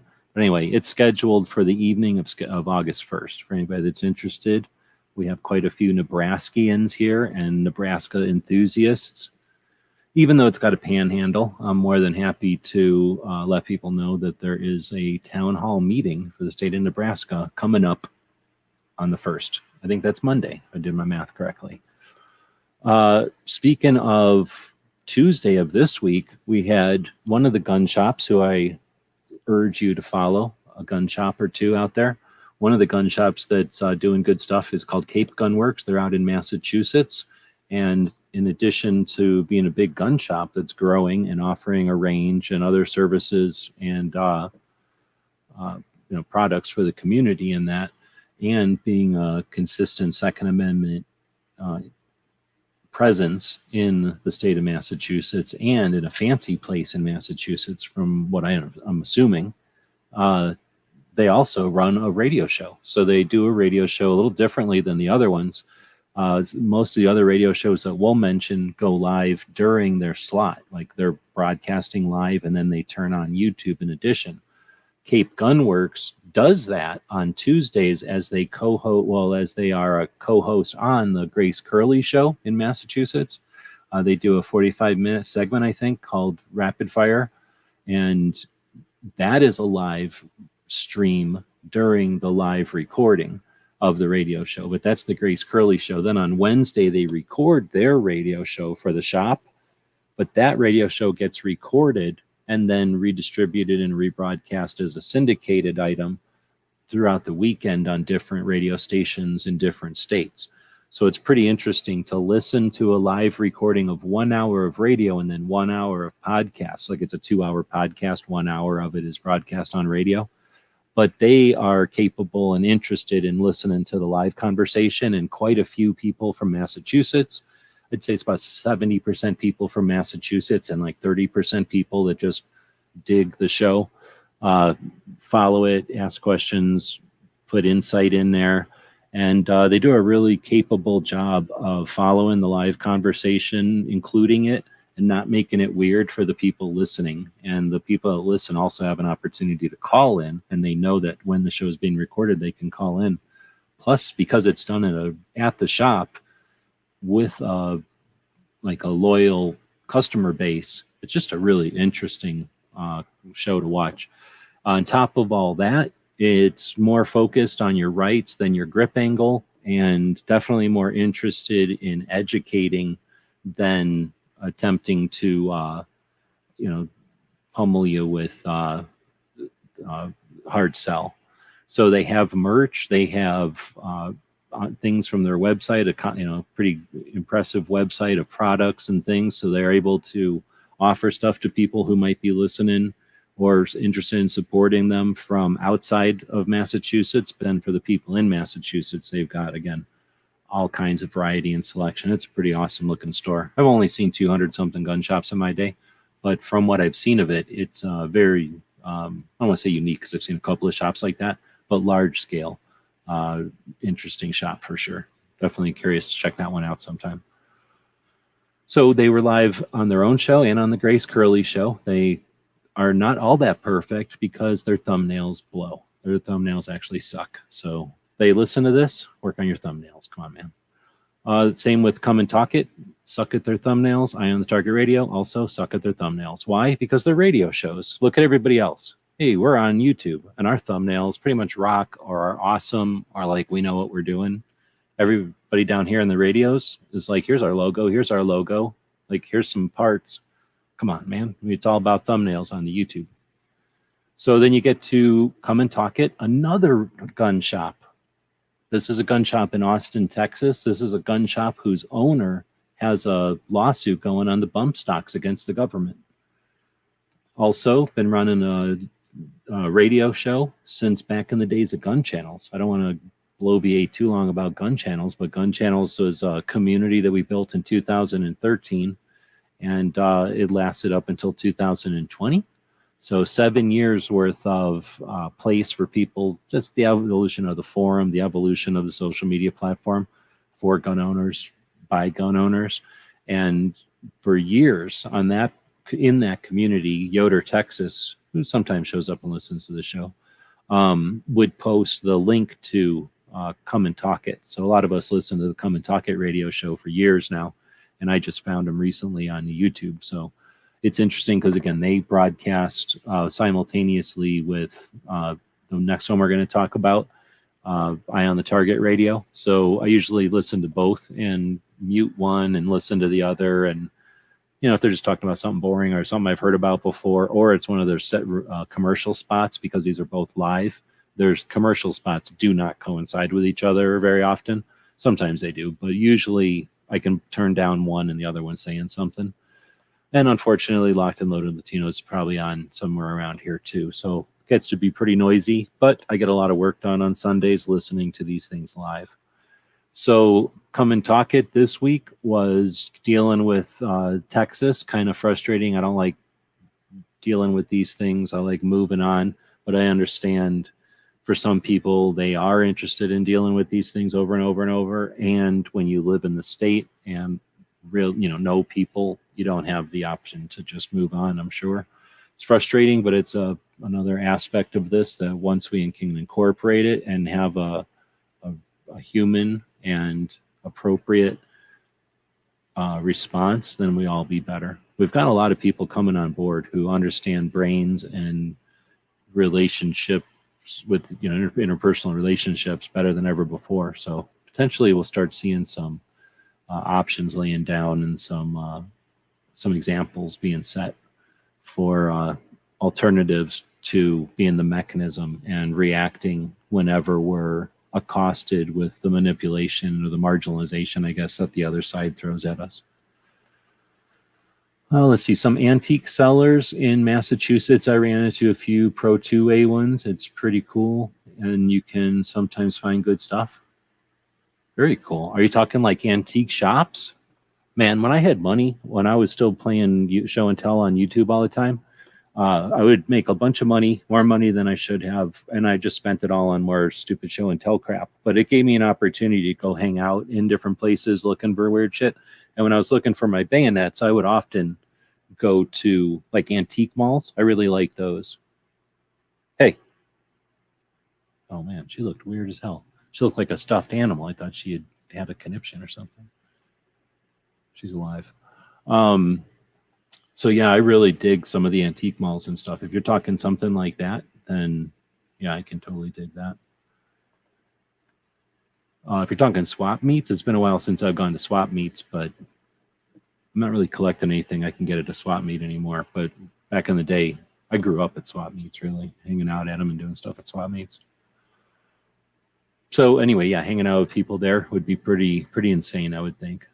The swap meet out here is a lot different. The swap meets when I grew up were kind of like garage sales altogether. The swap meets out here in Tucson are more like crazy parties on the weekends, and then kind of like a normal swap meet on the weekdays or during the day on the weekends. But once it gets to be about dusk on the weekends, the swap meet out here turns into like this crazy party. Oh, let's see. I want it to be somewhat polished, so some work to do first. I don't know what he's talking about. The show, maybe? Let's see. And then Tent Antique Show in May.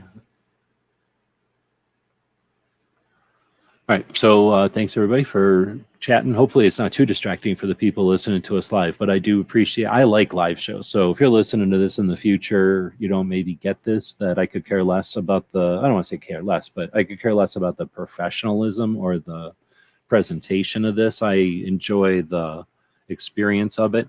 And I'm not sure if I'm going to go with a co-host. I don't really want to expect someone to co-host. I've had a couple of people act like they wanted to be co-hosts, but then they never really applied for the job.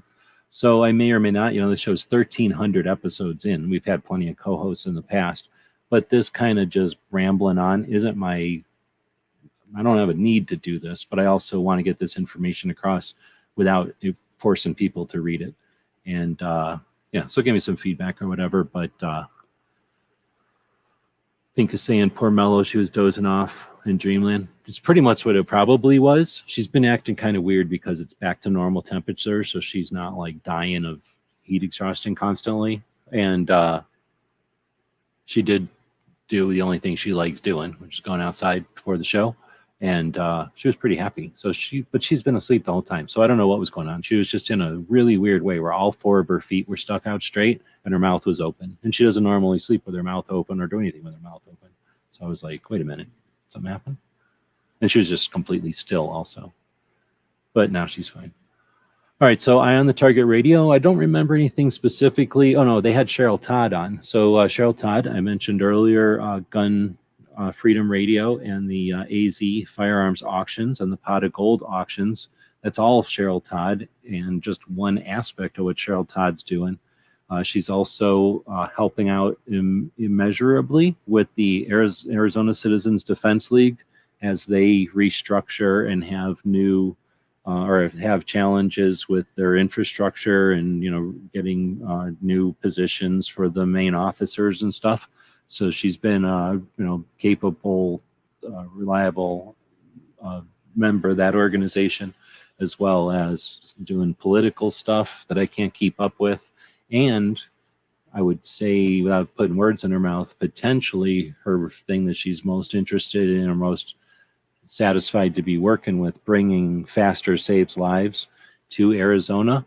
She's working with a place called Shooter's World up there. It's a cool gun shop I've mentioned for years that recently opened 2 locations. I think the second location is a new owner that bought the first location, but I may be wrong. And I know that the new location, though, I think is where they're bringing the Faster Saves Lives project from Ohio. And that's what they talked about on Eye on the Target Radio quite a bit, was that concept that it started in Ohio with an airline pilot who saw the reaction after the stuff that happened in 2012. Remember, I said a whole bunch of people started in 15. That was instigated in 15 by the results of 12. So in 2012, whatever happened there and the way that it was exploited was perceived by this airline pilot who was capable, and he created a Faster, its facilities and something system Faster, systems administrator. I can't remember it all, but it's a training, emergency response training for not just instructors and teachers, but for the facilities and the people in the main office, everybody that might be associated with schools and learning facilities, institutional learning facilities. If anybody finishes the institutional learning facilities quote with the appropriate drink, well played. Anyway, Cheryl Todd is bringing Faster Sames Lives down to Arizona. Eye on the Target Radio interviewed Cheryl Todd. That was most of what they talked about, but they talked about some other stuff as well. Then you get Gun Owners Radio, the Southern California group who does their radio show live.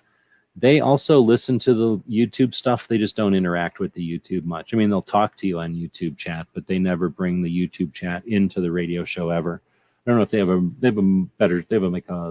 a script that they abide by closer, and they have a more timed or a more you can kind of tell they're also showing themselves in the studio, so for whatever reason you can kind of see their radio or their ad spots coming. Gun Owners Radio is one that plays interesting stuff during their ads. Did I already talk about that? So kind of an interesting one to watch compared to some of the other radio shows. Then we get, I'd only put one of these in here this week, although I probably listened to more, but I like to put a section in here for the military interviews that I listen to. There are 3 channels that have amazing, well, there's lots of channels that have good interviews, but 3 channels that I like, 4 channels, but one of them's intermittent. And now Ed's Manifesto has started a podcast, so I'll be listening to that and adding a 5th channel to this section. But the one of the reasons I'm optimistic, comfortably optimistic, and not irrationally optimistic about our future is listening to the epic conversations and insight that comes from the veterans on our global war on terror. You can complain all you want about money spent, as long as you ignore the surplus. What is this Army surplus? What do you get out of the effort?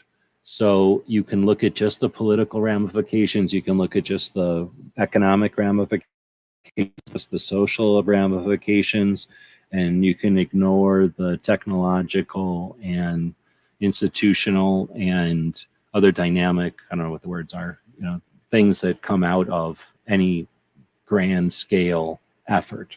And in this case, a global war on terror.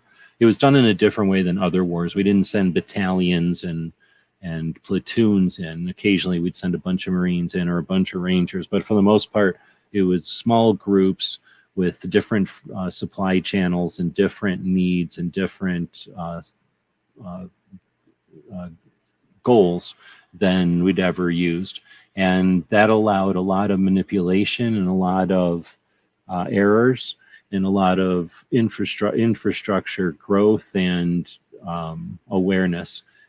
Special operations has grown into its own branch, and it has been flexed and used. The muscle's been used in ways that were never dreamed when the OSS first, gave glimpse to that concept.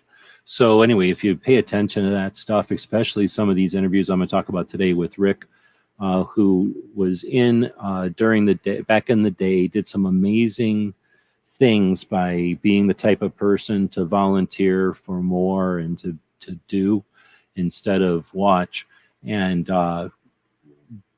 experience some amazing stuff, a completely capable dude. And then after a long career in military and goes into the CIA and does that kind of work. And when these guys talk about that stuff, it brings a whole new light. And it's the same as if you watch television or a movie, I guess, and watch a revolver shoot a gas tank on a vehicle and the car explodes and people go flying in 6 directions. There's almost no recoil on the revolver. The person puts that freshly fired revolver back into their pants or whatever, and then the people jump out of the car and just start running, right? Like that same version of reality is most spy stories. Most spy stuff is totally boring and different than any of the movies who try to hype it up. So the same way those explosions are fake reality in order to make the movie seem exciting, most of the spy stuff is the same way. So when you start to listen to what the spies actually did and accomplished, it's actually interesting as hell. And it explains a lot of the stuff where people who all want to complain and all want to say it's the fall of the Roman Empire, how they're being played often, or at least distracted. And lots and lots of insight. And just listening to how capable people have accomplished is always interesting, in my opinion. So this one was, again, the guy who did some stuff back in the day and then went into the CIA. Actually, I've got the links all messed up here. So then there was also one where this other CIA guy, so Team House is another show I listened to on Fridays. I didn't listen to it today, but this one was last Friday. They had a guy on for the second time, and he was talking about Ukraine and Russia. So if you're into all that, I'd highly recommend listening to this, because this is, again, a different guy than this picture here, but a different guy who's ex-CIA, and he talks about his opinions, his point of view, or I guess his opinion of Putin and Russia and abilities and strategies and stuff. And, you know, take it with a grain of salt, of course, but it's an interesting perspective. I don't listen to these things, so it was something I'd never heard before, but everything would be something I'd never heard before. It was fairly interesting. It's always interesting, in my opinion, to hear the guys from the Team House interview someone, because they have an interesting style, and because it's two of them and they kind of have similar but different interests, you know, they tend to bring out some interesting stories in their guests.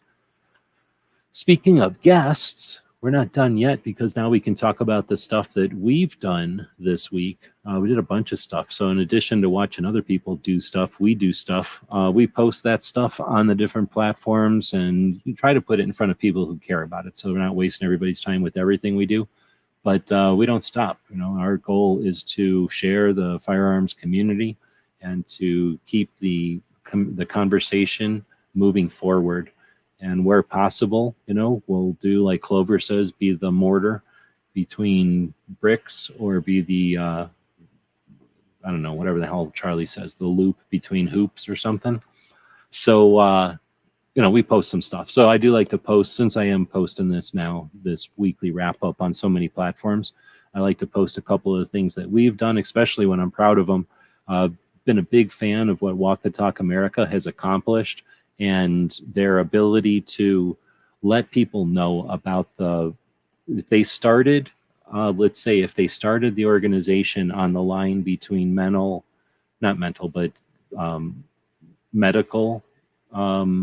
field and the firearms industry, the medical industry and the firearms industry, if that's where they started, they've encroached into both industries.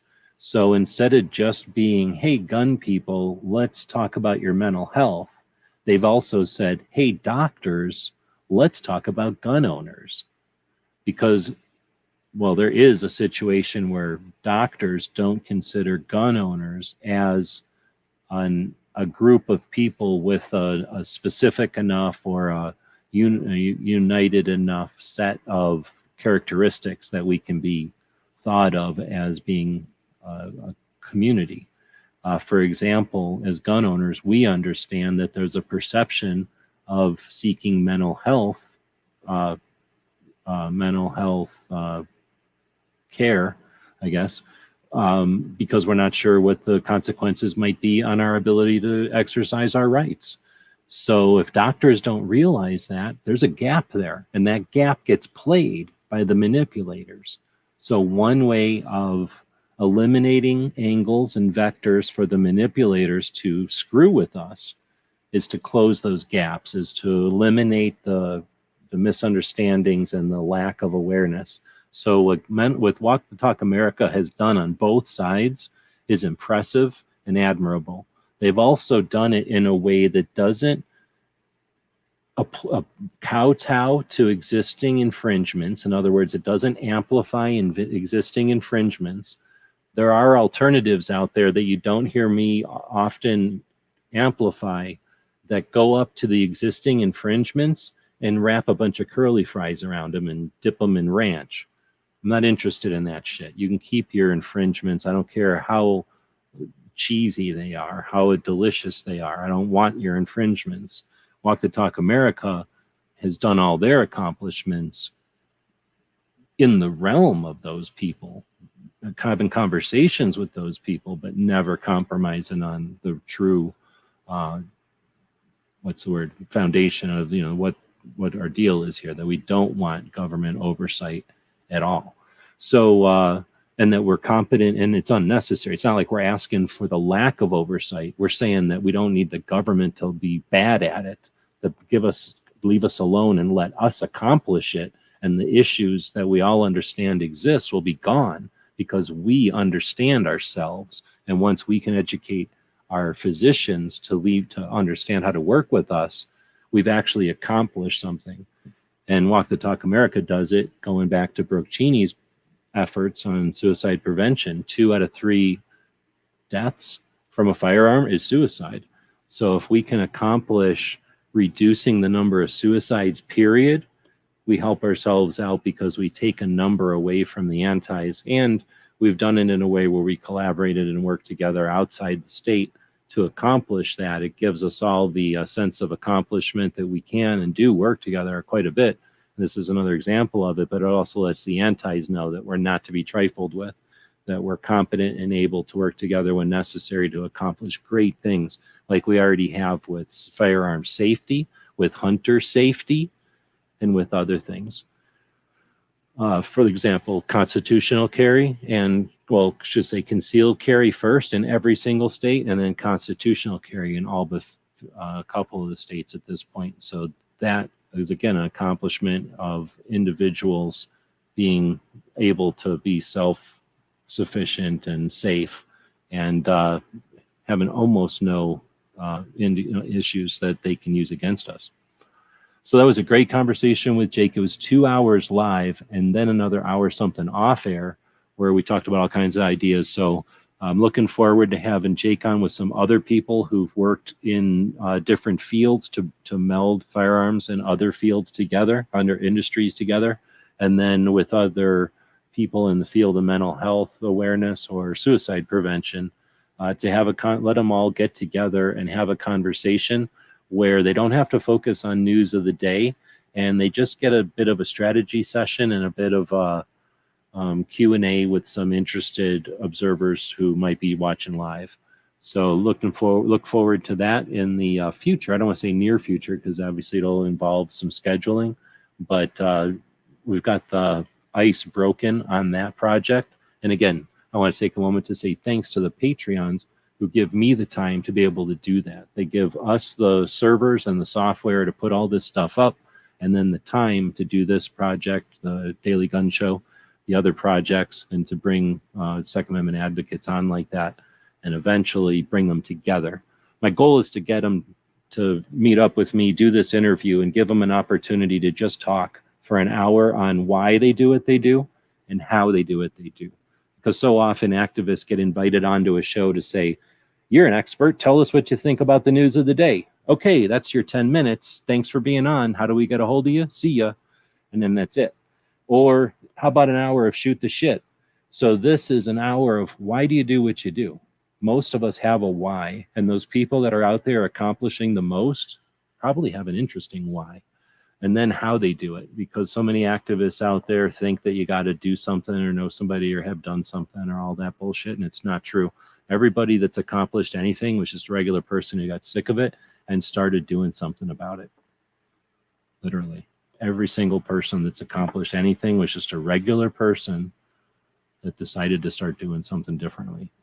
So I like listening to the how they did stuff too. So that's my goal, is to let people have those conversations. And then once they understand that's all I'm looking for out of them, I'm not trying to sell them nothing or get nothing out of them, invite them back to just have a comfortable conversation with peers so that they can, again, have this conversation that let their hair down, have a cup of coffee or a cigar or whatever it is they like, and then just chat about what interests them, maybe with some input from the live audience.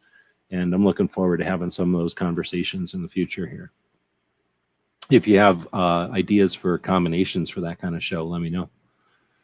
Not just the live people, but if you're listening to this in the future and you got this far into the show, you're valued. I don't know if you're a Patreon or not, but I thank my Patreons, but if you're listening this deep into a show, that means that you've clicked into some numbers on the logarithm that are impressive. So thank you very much. Most people listen to a moment or two of a show this long and ditch out. So thanks for listening to this much of it, truly. Let's see. Then we got Ask Gun Questions. Me and Tony and Clover get together and answer gun questions. This was kind of a normal week. We went about 2 hours. Then we had only an hour and a half of Instagrams this week. So I must have gone pretty quick. I think what happened is I started at half an hour late or something this week and ran into those radio shows. So it was a pretty abrupt one. But what I do is I just go on and on about the Instagram posts instead of the YouTube posts. I'm also trying to smear the projects together, smear the social platforms together. People on Instagram often hate YouTube, and the people on YouTube almost always hate Instagram. So I try to wipe them off on each other just to piss them all, both off and make them aware of each other. And maybe it makes sense to cross-link. I don't know. Also, YouTube and Facebook hate each other, so I get a little satisfaction smushing YouTube and Facebook together. Finally, I'm smushing Amazon together with stuff. I've got a bunch of videos over on Amazon. I want to thank our Patreons, not just for keeping us on air, but also helping out by clicking on some of our Amazon videos. I made this little 3-minute drone video over there. I don't know if Pink's seen that, but Pink sent this drone over that we've been fiddling with. It's an awesome little Exo.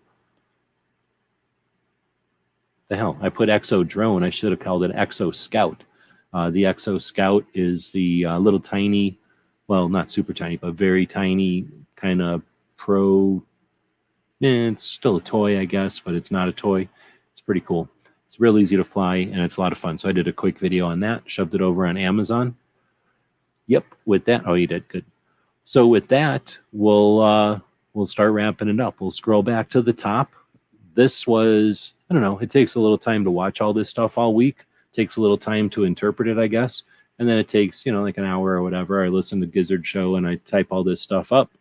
We take it over here and shove it into Patreon, the blog over here, because I can take all these pictures and snapshots and whatnot, and it looks cool, right? I can format the stuff and it's easy to figure out. We then copy it and paste it over to Substack, which is kind of like a blog that gets distributed amongst nerds. And then you got the YouTube video, which you're being part of right now. And then we'll put this out as a newsletter. So if you're interested in getting an email of this, feel free. It costs me money, so don't just do it for no reason. But something like 400 people like it that way. And then the blog itself, the thing you're looking at over here on Patreon. So we take that and kind of copy and paste it around. And the goal is to have an opportunity to talk about this stuff and to create a piece of video that I can then put out there. Hopefully it's entertaining or interesting enough that people start to watch it so that we can have a long conversation show each night. First, I got to have a show. Then I can make the show longer. Then people will show up and have interviews and hang out, right? So let's create the place, which we're kind of already done. Let's kind of start to invite people in. So I'll be doing that potentially more in the future here. We'll see if people start asking for invites, that kind of thing. And eventually this might turn into some kind of a long format overnight show focused on 2A. How cool would it be if we created something that started with a late night overnight and became something that gun shops could listen to as they start the day? Give them everything they need to start the day as a well-informed and enlightened part of the community. So as people came in, they'd know what's up and could relay and facilitate some reach with important stuff that way. So we got big goals for this show. Thanks to the people that hang out and listen to this much of it live in the middle of the night. If you're listening to this much of it as a replay, then it seems kind of silly to not leave a comment. But if you do not want to leave a comment, it is your right. With that, I guess I'm sick of saying stuff. I'm just kind of getting into a circle at this point. Let's see. Into drone? What is that? Anyway, thanks again, Pink. Thanks to, who else is out there? Smeggy's out there. Am I saying Vane right? M. Gabriel. Oh, you know what I'm forgetting? A couple of things. First, let's do the super chat thing that I was alluding to earlier. So I'm going to have to jump over here. Why don't we give you another commercial? Sorry, but it gives me something to do while I'm drinking the rest of this watered down coffee and finding the number of super chats over here. We're probably going to talk about the Spreadshirt store again.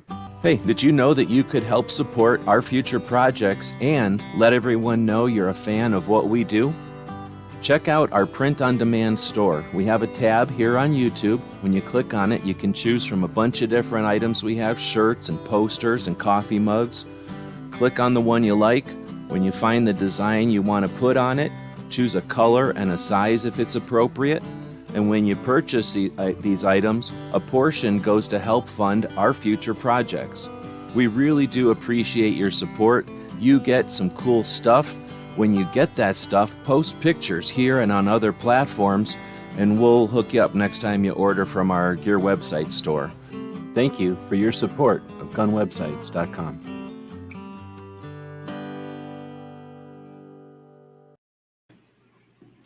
Okie dokie. I figured it out.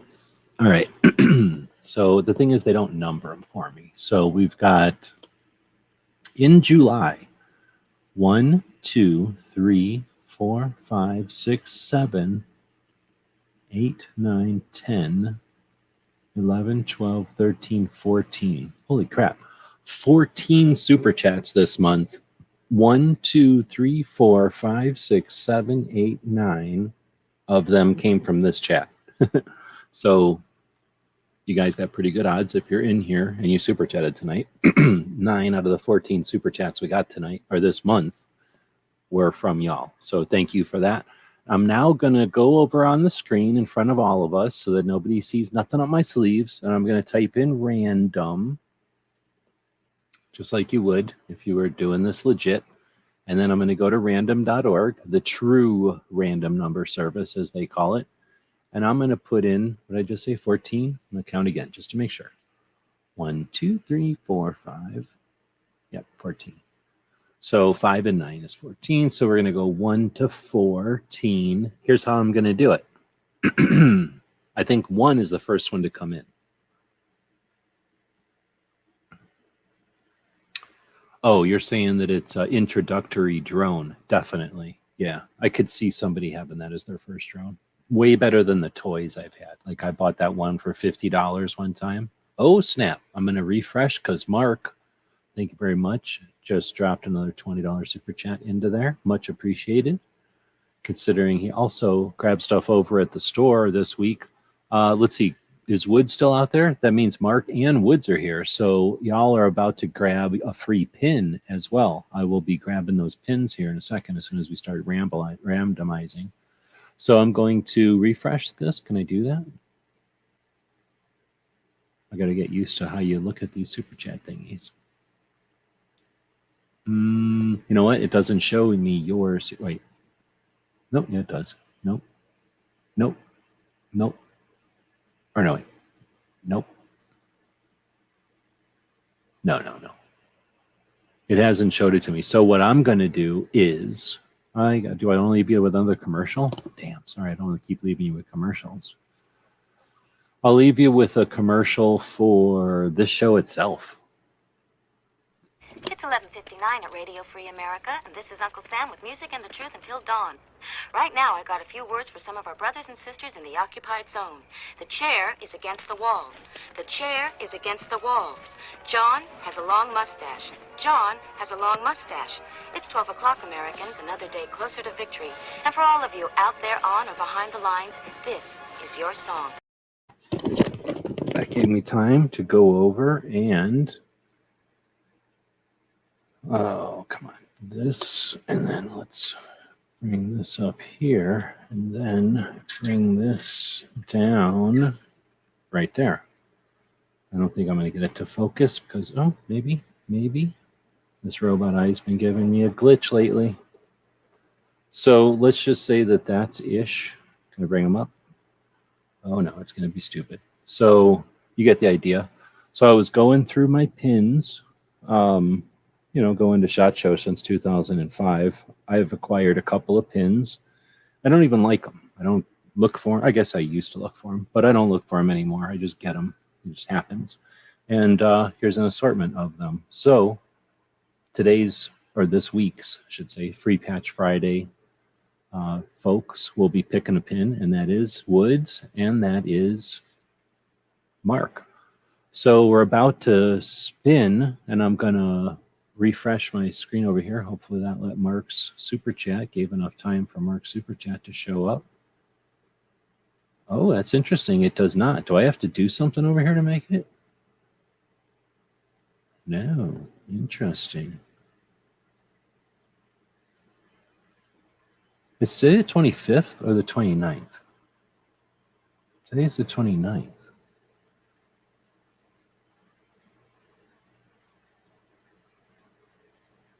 Since the last...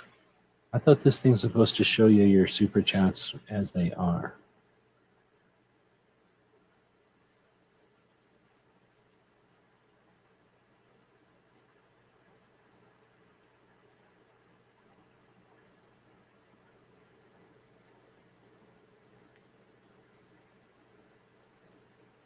Yeah, this is definitely Pink's one from before because he says waiting for the shell casings to fall. Oh, that makes me think then Pink bought something at the store. I guess I should be paying attention to the store over here if anybody else. Well, Pink and Mark and Woods. So I guess there was 3 people at the store. You guys are each grabbing a pin. And then, you know what I'm going to do? I'm just going to say 15 and Mark will be 15. So here we go. So now we can just change this to 15 and we're going to go random. And I can make this bigger. Oh, I guess you're not looking at this. Why don't you look at screen sharing over here? She's not embarrassed. Come on.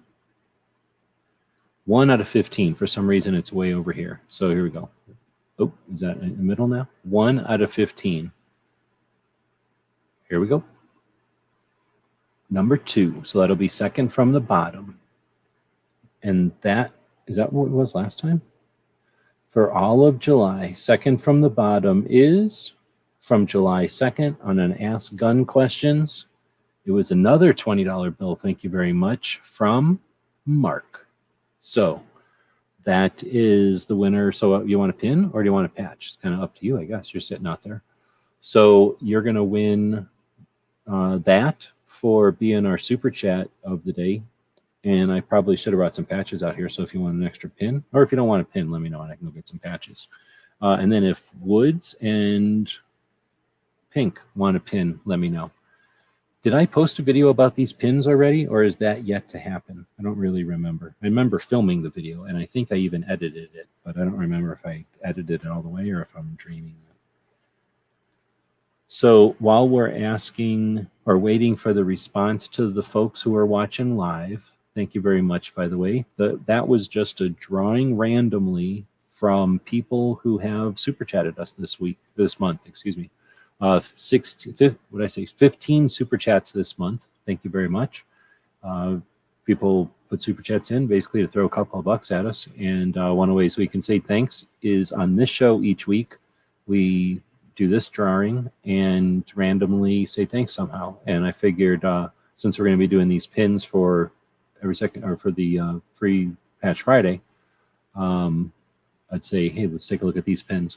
So I'm going to attempt to wiggle my robot eye. It's really been screwing with me lately, so I always seem to go the wrong way. I'm really thinking I'm going to take this robot eye off. There's like these 2 pimples. I got to go up and rub these 2 pimples. Oh, yeah, that worked.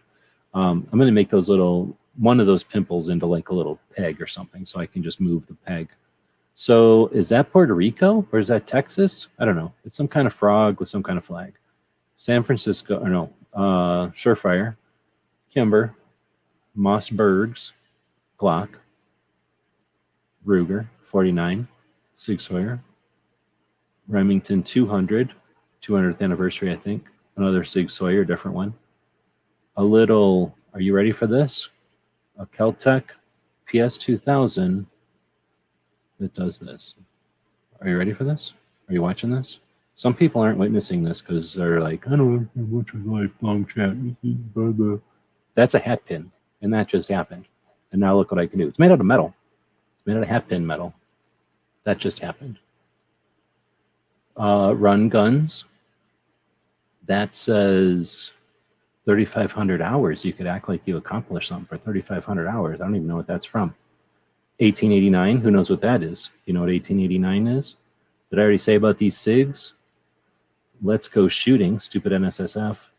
What does that say? Victory. I don't know what that is. Maybe it means something to somebody. There's a gun. Smith, I think. Another Keltec. Doesn't do anything. Not legal in California. What? And then a Delton. Gun broker. Law Enforcement Officers Memorial, Washington, D.C. Israeli Weapons Industries. I'm pretty sure that was off on one of my Army Greens. Some kind of a dragon. Armor Source. Windham Armory. Another Windham Armory. A Ramshot Powders. A Browning Shotgun. What? Yeah, it's basically a Browning shotgun shell with a spike coming out of it. It's amazing. So I think that's an earring. Like if I had earring holes, I would be cramming this in there because that's basically a tiny little shotgun shell. It's like a 9mm shotgun shell. Then you got an Ely, kind of a 3/4 bullet. It's a pretty neat one. It's got dimension, but it's not a full bullet like that other one. Arms Corps, and I don't know what this is, but it's got diamonds on it and a little cow skull. So it's probably satanic and ritualistic, but there's a bunch of diamonds on it. All right, so let's see. How does this break down? So Pink ordered something off store. He gets one. Woods ordered something off store. He gets one. Mark ordered stuff off store. He gets 2, 3 for Mark. Then Mark just won the drawing, so Mark gets 4 of these. So it'll go like Mark, Woods, Mark, Pink, Mark. Something like that. If you want to get in on this, I don't know, help out. But otherwise, you're not obligated. You can watch everybody get some pins. I don't know. Do people like pins? I don't really like them that much. What I do with them is I jam them into the wall or like the door of my safe. But that's stuff I like. So some of this stuff is not my deal. That's why I'm offering it to other people who might like it. Let's see. So anything critters. So what do we got critters? This dragon thing is a critter. This frog thing. Do you want that frog thing? There's this ram shot, but that's kind of weird. But you got a bunch coming, so I don't mind giving you that ram shot one. There's a horse on this Winchester one, and it's got like a domed deal going on. So there's the critter ones. And then if you see something else, let me know. And then Woods is saying a pin sounds good, so that's fine. He's saying Mossberg all day, but now that he's heard all the rest of them, we'll see. Guns and Barbecue is saying somebody has a $50 coupon right now at Amazon. I don't know what that's all about, but can I give them my Amazon link instead of somebody else's Amazon link? Oh, you're saying the Exo Scout has a $50 coupon right now? Then let me go take a look. But I'm going to give you my link so I get a cut. So Exo drone, boom. And then you go to Amazon's. Where's Amazon? Come on, Amazon. Amazon's. And then how do you figure out which one? Automotive parts. No thanks, stupid. How about Exo Scout?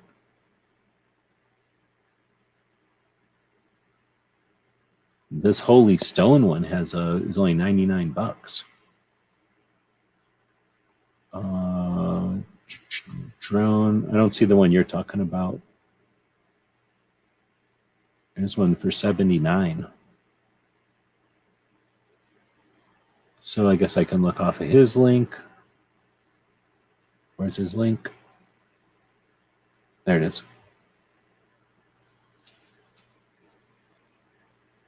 close this one. So Exo Scout drone camera, save an extra $50. Right on. So I'm going to just throw you this littler link that'll have kickback to our thing. So you know how it works. You pay the same price. It's just we get a kickback if you end up buying it. I can tell you these little Exos, they're not perfect, but the little Scout isn't perfect, but it's pretty freaking neat. My only issue with it is I don't got it working with my phone good. But my biggest issue is that it has to work with the phone. Like, it doesn't have its own internal storage. That's the only issue with it, really. But because it's not working with my phone good, it's frustrating. I can only get like little clips of video. But it's very lightweight. So if you've got like a garage, perfect. I don't know where Pink flies his, but like a empty garage would be perfect.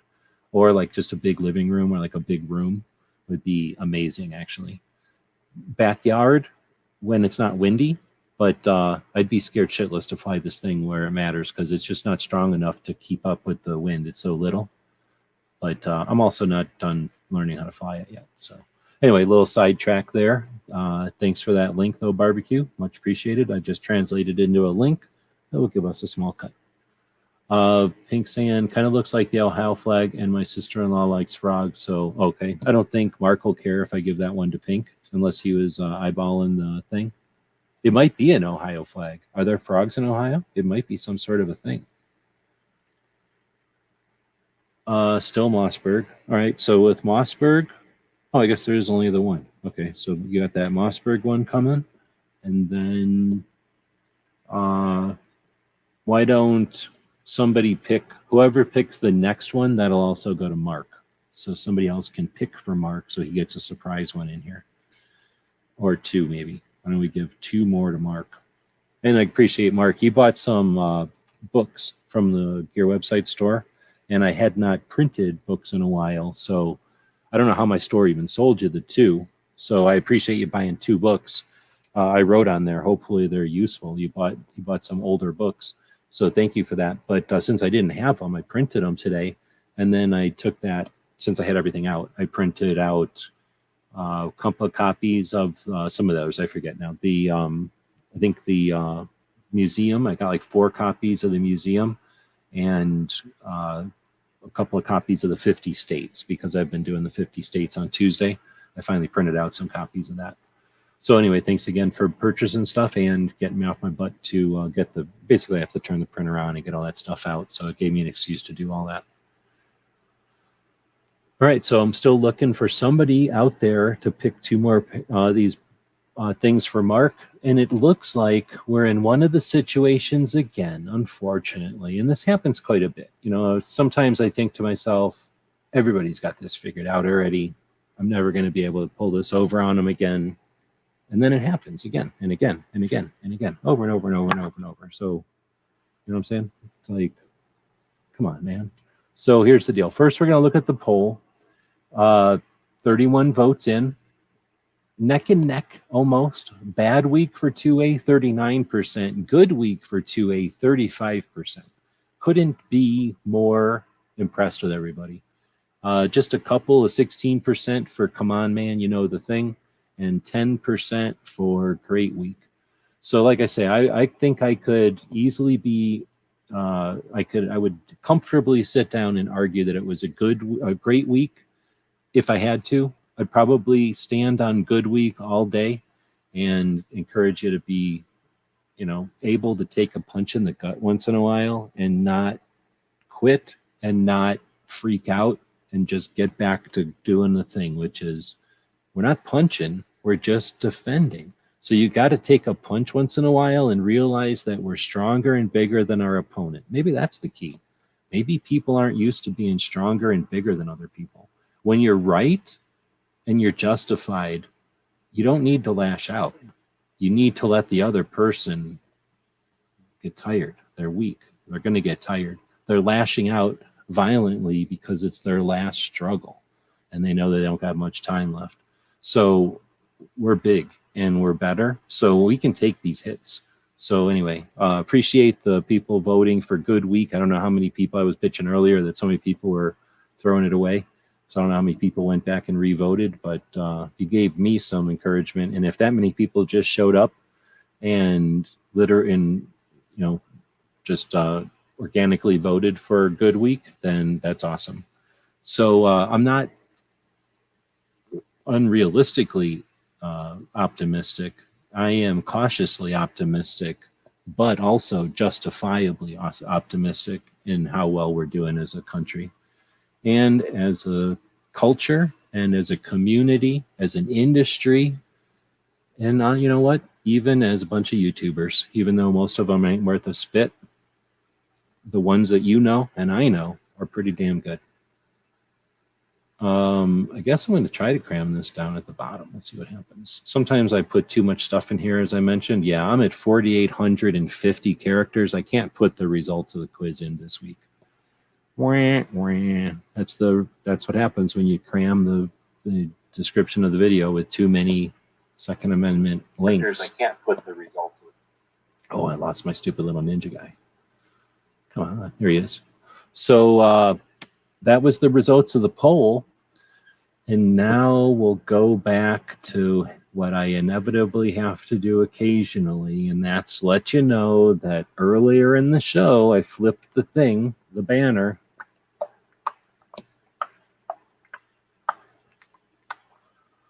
to say whatever it says, the Daily Gun Show. So we're going to go over here, and I'll slowly go over here, and I'll slowly click on the giveaway thing, and I'll slowly click on today's show. And I'll slowly put in the hashtag daily. Oops. Go back and slowly put in the thing, Daily Gun Show. And then I'll hit start collecting. Oh, we got 2. So are only 2 people going to be in the running? Or is other people out there going to scramble to a keyboard and actually type something in there? So let me start getting a piece of paper so I don't forget everything that's going on today because of all these fabulous prizes, giveaways, and extra bonus loot. Did anybody ever type in there Mark's bonus pins? What a bunch of jerks. You don't even give other people stuff away. Come on. So I need some pin ideas for Mark, and then I'm going to write down everything that everybody got here. So Woods gets the Mossberg pin.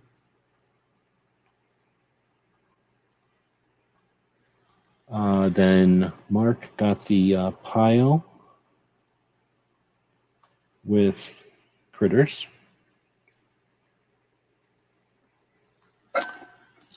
And then Pink got the frog flag. You know who's pissed about that? Honda, because he likes frogs so much. All right, so at that, I don't remember the pin options. Redo it.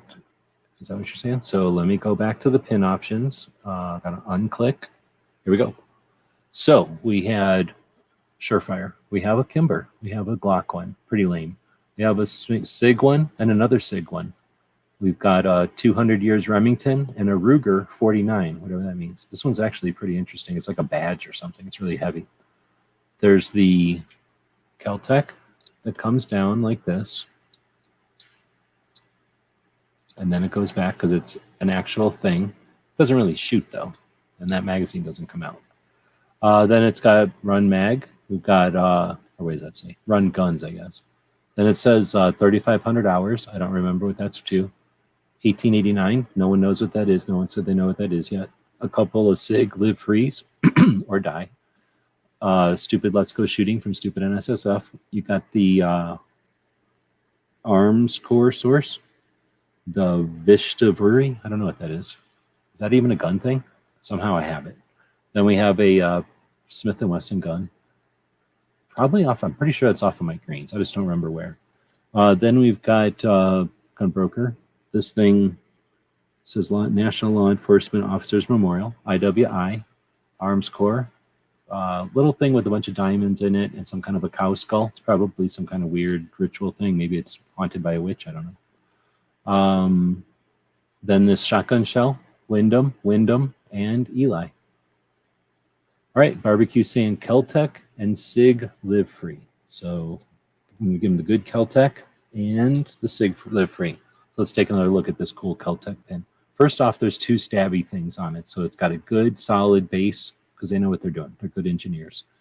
Look at how flush it is. That's the kind of quality we're talking about. And then you just peel this thing over and it locks into place. It's good to go. Do your deal, whatever. And it's a pistol brace on here. Are you kidding me? It's a pistol brace on there. When you're done with it, flip it back over. You're good to go. And then the other one just says, SIG, live free or die, made in New Hampshire. All right, so thanks for helping out barbecue.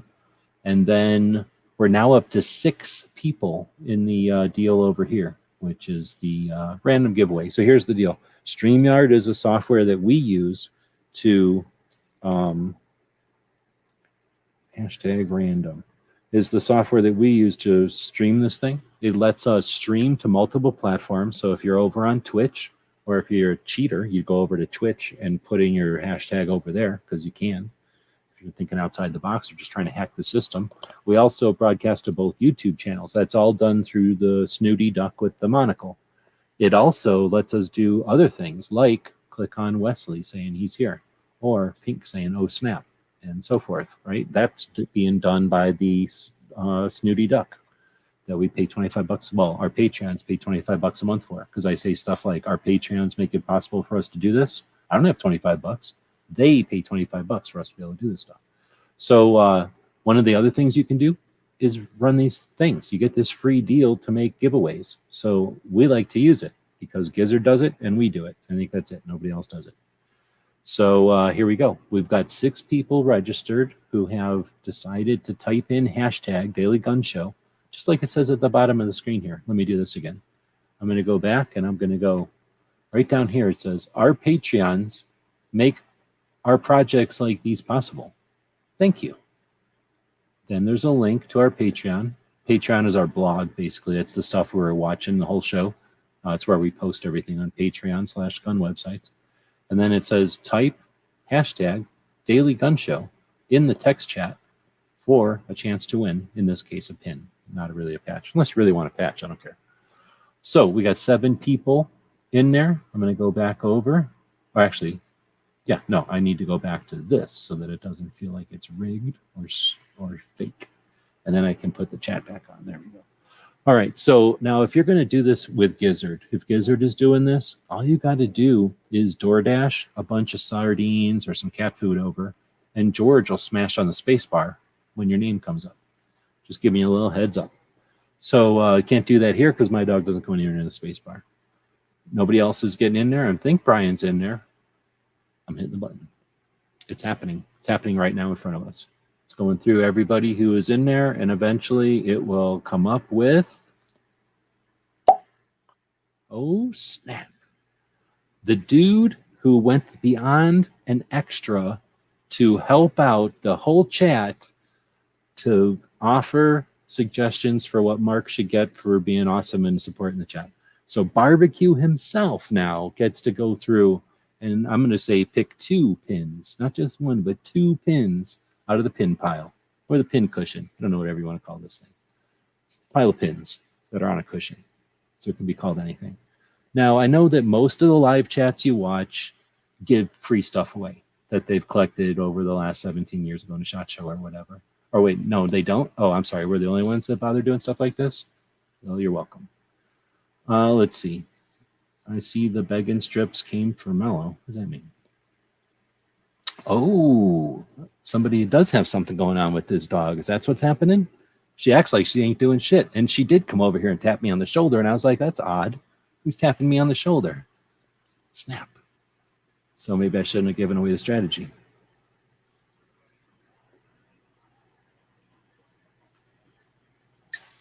Do you got one of those chicken places that Gizzard's always giving away chicken places to? Barbecue? I don't know if he has one of those or not. So Barbecue's looking again. We'll just whip through them and let's talk about them. Wyndham Armory is what were they called? Bushmaster booked out of there and left the factory and the factory workers. So they looked at each other and went, Why don't we just make our own factory? And called it Wyndham Weaponry. You've got Browning. So back in the day, there was this guy named Browning, and he was a Mormon, and the Mormons were getting run out of Illinois, and he had just made the harmonica gun. So the Mormons were getting run out of Illinois, and I think that's when they ran to Utah. And from what I understand, I'm not saying I'm some kind of Mormon scholar, but then they booked out of Illinois, and as soon as they got to Utah, that dude was like, well, I'm having a bunch of kids. And one of them kids was John Browning. So there was some brothers, there was the dad, the kid makes a little rifle that impresses Winchester. Winchester buys every single patent he does until they get in a big fight, and then he starts working with FN, and then he eventually passes on, and the company keeps going, and they adopted this, I don't know what it is, a deer, I guess. And everybody thinks it's so good because, do you know what's so good about the Browning logo?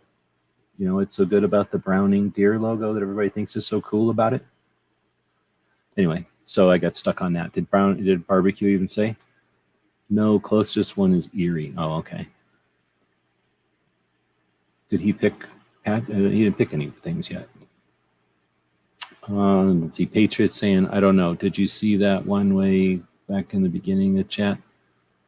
Yeah. I don't know if yours came up in there, but you put a random hashtag. I ended up putting in Daily Gun Show is the one on the bottom of the screen. Let's see what else we got. We got a Smith & Wesson, got another Caltech, gun broker. I don't have a Palmetto State, sorry. Do you got this diamond one with a cow skull on it? It's so weird. I don't know if it's haunted or if some witch put a spell on it or something, but there's diamonds on it. And then a couple of different SIG ones. You could act like your big man, like with your SIG guns. Got a Surefire, Remington 200, Ruger 49, which is probably, for some reason, it's the most like a belt buckle or some kind of cop badge out of all these ones. This 1889 is actually a button. It's a fake. It's just a regular old button. But nobody knows what 1889 is. Nobody knows what this is a logo for. Come on, man. Then one that says not legal in California. That may be from Everyday No Days Off. And then one that looks like Run DMC, but instead it says Run Guns. And I think that's also from Everyday No Days Off back in the day. Let's see. One that says Delton, a Caltech bullpup shotgun, I think. Or else is that the shotgun or is that their 308? I can't tell by looking at it. It's got the handle on top, so I don't know what that is. Pretty sure it's just an M&P, but it might be something else. Gun Broker, IWI, Arms Corps, the shotgun shell, the 22 bullet, a couple of different Windhams, and I'm repeating myself, I think. So with that, we're at 3 hours. So this show from being any kind of a podcast. I guess I have to chop it into 2 pieces. This one is a weird week, so I don't care too bad. Plus, I don't care. I always threatened to do this thing long format, and now everybody's getting a taste of that. So give us some feedback. I did say maybe 10, 15, 20, whatever minutes ago, I thought I was wrapping up. I do appreciate the people that listen this deep into a show. So if you've been listening this deep as into a playback, then it's definitely worth going over, leaving some feedback, letting us know, that was way too long. I can't download them this long. They don't fit in my player. I had to put it into 2 pieces. Or thank you for playing it so long. I definitely do this longer, that kind of thing. Remington 49 and Rung Guns is what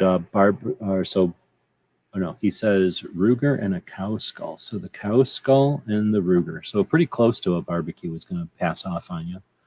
Ruger or Woods was going to give you the Ruger one because of your FUD, and he was going to pick the Run Guns, but instead of running with the streets, you want to run with some kind of haunted cow skull diamond thing. If this turns out to be worth like $1 billion, then I want at least $250 million because I'm just giving it to you. But I appreciate your support, and also the fact that you ran one randomly. maybe this is to this was destined to be. Let me have like one of these diamonds if it turns out that these are some kind of, I don't want the haunted one, or even if it's like adjacent to a haunted one. But if one of these diamonds turns out to be just regular, then maybe give me a cut of that. All right, I'm putting that on the page here, and I'll also put barbecue so I don't forget. And we'll wrap it up. Patriots putting it in there just for the robots. So 2 more people did log on or whatever, or use the thing since we drew. But it would be reckless to click this draw again button, especially if I'm not actually on the screen. So let me put it back on the screen, and I'll click it again. I don't care. You know what? I feel like because so many other chats that use StreamYard and refuse to give away stuff, because of that, I feel like I should give away another thing tonight. So I do appreciate everybody who's staying around and staying awake to listen to this. Let's draw again. Even though YouTube has said if I draw a second time, I'm at risk of losing my channel.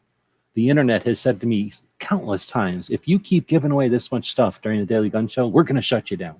But I'm going to do it anyway. So here we go. I'm clicking the draw again button, and it's happening. I think there's 9 entries this time. We're seeing all kinds of names. They're flashing through. It's incredibly exciting. Everybody thought they were falling asleep. Oh, snap. What is this supposed to be saying? Nine sane tie. I don't know what that's supposed to be saying, but you're the winner. So I don't know who you are. So you're going to have to let me know somehow what kind of a mailing address you'd like. But you get to pick from what's left on the pin thing, unless you want a patch. I can go grab some patches. But if you're down for pins, we've got the remaining pins here. We've got a shotgun shell, a 22, a couple of Wyndhams. I don't know. Something with a sword, I think. I think it's sword and clouds. And then we got Surefire, Kimber, Sig, a Remington 200. That came on a piece of card, actually. Then that run guns. Nobody knows what 1889 is, even Woods. Even Woods doesn't even know. The shot shell, right on. And I can type in here. No, don't send your address through the internet. My email is gunwebsites@gmail.com. Send it to that email, and that'll work. So right on. The shot shell is a good choice because that thing looks freaking cool. So does anybody know what the deal is with that Browning deer? Why people think it's so cool? What do you mean Alaska Gold Rush? Oh, 1889? No, I don't think so. I mean, that might be why they picked it, but I'm saying what brand, I guess, it's associated with. I think there's probably a bunch of people watching this live that are like, if I was there, I would have said that a long time ago, and I would have won something or something like that. Or they're all like, they're flipping the thing around that they own because they know what it is, and they're fiddling with it right now. It's not a gun. It's adjacent in some respects to a gun, kind of. In the respects that the same person who owns a gun would own it, probably. Some people have to own it. Uh-oh. Nope, not 1889 Winchester. We'll give you 5 more quizzes because it's 3 hours into this. So we'll give you 5 more. It's kind of like Hangman. Special bonus 3-hour tactical quiz. The deer is the stag. In the stag. Yeah, exactly. So the deal with the Browning thing is it's a deer on the outside. It's a stag on the outside, and it's a deer on the inside. See, it's a little girl deer on the inside, but then it's a boy deer on the outside. So girls like it and boys like it and couples like it. What? Yep. Plus this thing's cool because it's got like a little primer. I should have kept it. I don't know what I was thinking. Let's see. So wasn't it here because it's part of a guy, wasn't it? I don't think so. No, definitely not Levi's. Levi's can suck it. Levi's hates guns so bad they go around funding anti-gun shit and making a big deal about how much they hate guns. Levi's, I'll never wear Levi's. So is that 4? So there's 4. Oh no, Pink said whiskey. It wasn't whiskey. I don't know. I guess that's a good idea. Mauser 1889? No. Why would anybody make a Mauser button? Come on. This is a button made by an actual company. It's like, I guess it's their logo, but it's like one of their things. I don't want to say motto, but like, one of their things. Of course, Levi's first pants was made in 1873. Oh, I don't know. So we got 2 more deals. I mean, you could just look it up. It's the internet. It's 2022 for crying out loud. 1889 World's Fair. That feels like you're just giving that one away. So now you got just the little pinky finger, which is the weakest of all the fingers. If there was a finger that was most like a 9mm, it'd be this worthless little pinky finger.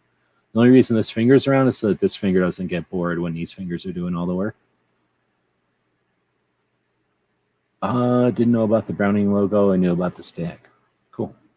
I only knew about the Browning logo because something I was looking at in an article one time, they made a big deal about how girls like it so much because of the little girl deer in there. And then their dudes can have the deer and they can have the deer. And it's like a whole big thing for the girls. Yeah. So I guess we're still waiting for that last little pinky finger for a guess on 1889 or knowledge about 1889. So what we're looking at is a round circle pin. It's just a plain old button type of pin. Oops. And it's got 18 over the words number 18 over the number 89. So it's just sort of like a little square of 4 numbers, 1, 8, 8, 9. It's black and white. The edges are white, center is black, and the letters, or the numbers, I guess, are white. Very simple, like an Arial font, maybe. Not even, no, it's not an Arial. Some kind of fancy skinny jeans kind of font. Somebody that throws axes around and drinks coffee in a specific way. Nothing, not even a guess. So this is what happens when you take a chat and you run it to 3 hours. Regular people can't keep up with it. They start getting tired. They don't know at the 2-hour mark to start drinking coffee or not, so they start to wear out. And even though there's only one question left, they're not even able to if this is a true reenactment of them coming over to answer. Here's the keyboard. They're just not even able to answer. So nothing. 100 years before I was born. Come on, man. You think they make a pin about things like that? That was it. So this is, should I tell you or should I just leave you? Let's see how easy it would have been to just go online and just figure this out. This would have been how easy it is. This is how lazy everybody was. 1889. And then hit enter. And then go to images. All right, it wasn't right there. So then I'm going to say logo. All right, it's not right there. It's not right there. So 18 over 89.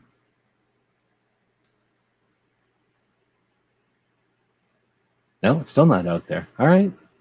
It was hard to find. Let me double check. Okay, all right. It was hard to find. It's not like I would have known it, except that I got it, so I know what it is. But it's not like I would have known it. I'm not saying I would have known it. I might have known it. What if I typed in 1889 logo knife? Is that enough of a clue for anybody? K-N-I-F-E is how it's spelled in our country. And then I went to images. What happened here? What happened right now? First thing all I had to do is type in knife. Now, sure, you didn't. What the hell is this? Look at these tiny little knives. Anybody wants a set of tiny little knives? Those are awesome. I'm going to give you a text link. Go ahead and buy those. Chop tiny little things with them. Pretty awesome. Well, extra bonus. You got to buy it yourself, but it's a cool extra bonus. Anyhow, there it is. Boom. Ontario Knife Company.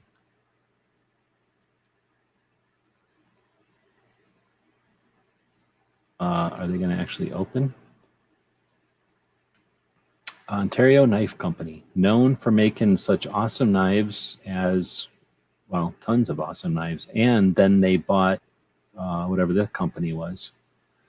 So super cool company. They got amazing patches. And that's actually barbecue probably has some of their patches. They do those really intricate embroidered woven patches.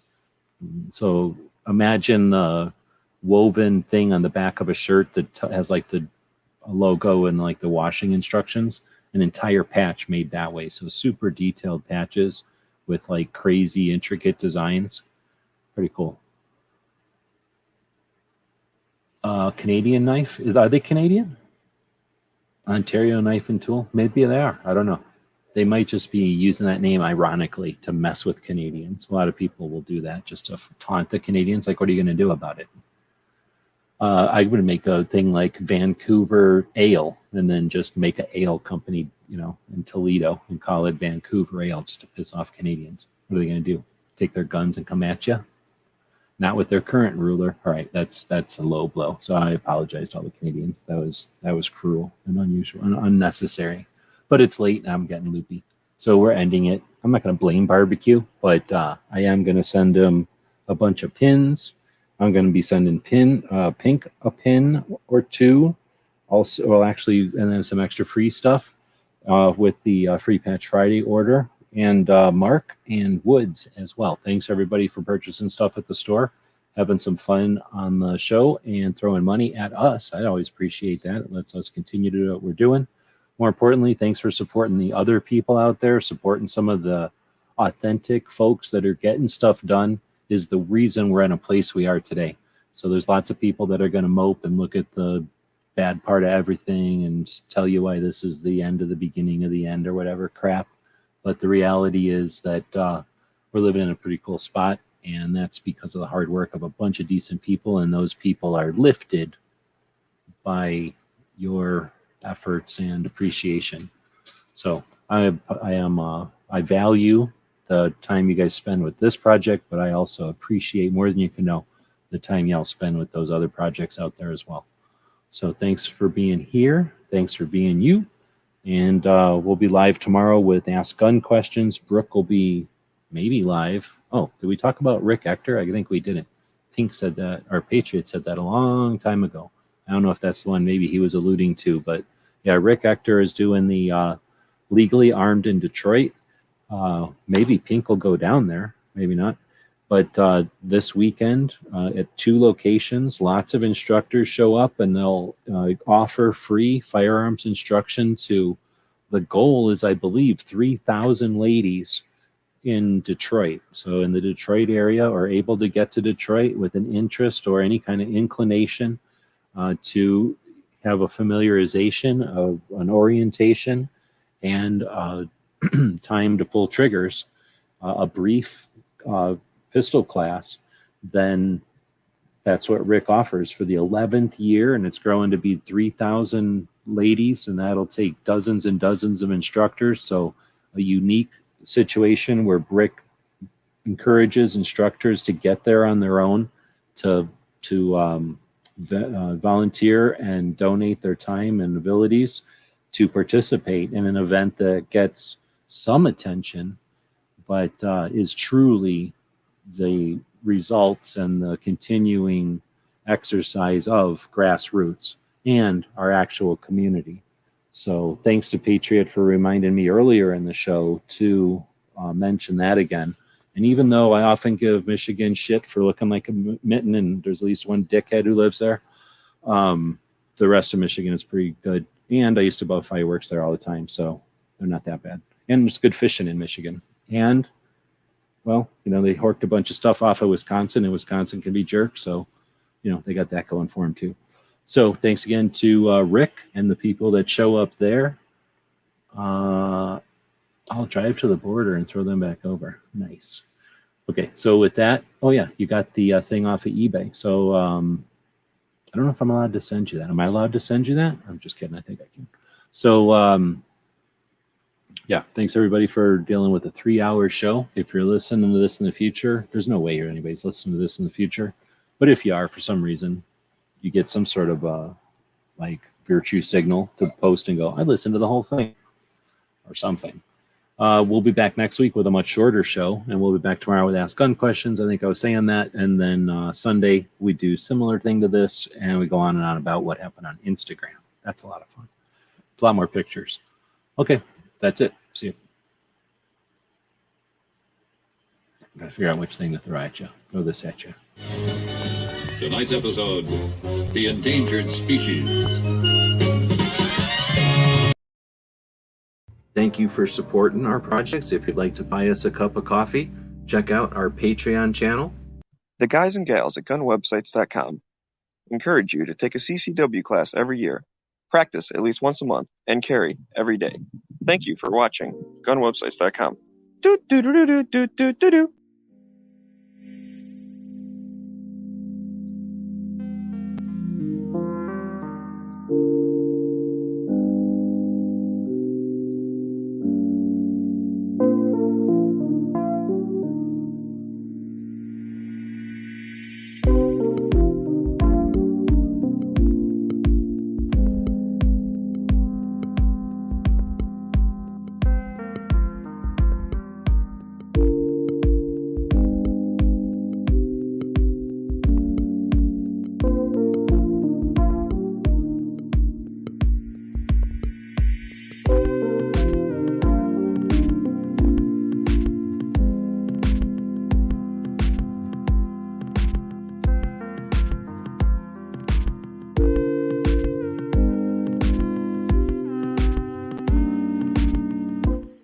Psych. A lot of shows would end, and then like a Marvel movie, this show does stuff at the end.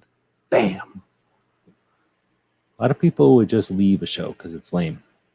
Smart people stick around to the very end of these shows because other stuff happens. Bam. Barbecue wins again. So is he even out there anymore, or did he ditch out of here? Damn, he's still out there. So you want another pin? You want something else? What do you want? This one's a you call it. You stayed around till the very end and got a special extra bonus win. At the end, everybody else, well, actually, most people are still sitting here. So we're waiting. We're going to find out. There's a little bit of a lag. Lag happens. A lot of people don't do 3-hour shows. They're scared, especially when our recipe today says create more fear, get all mad about what the other side said, ridicule them, and create a rift. Don't try to understand what they're really trying to get across, but they don't understand how to say it. Is the shot shell? No, sorry, dude. That one went out to the third grabber of them. Was it Vane?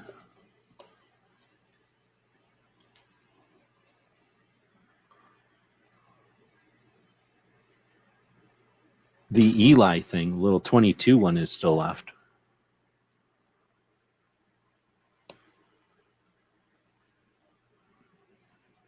Yep, you were still in there, but Barbecue won it.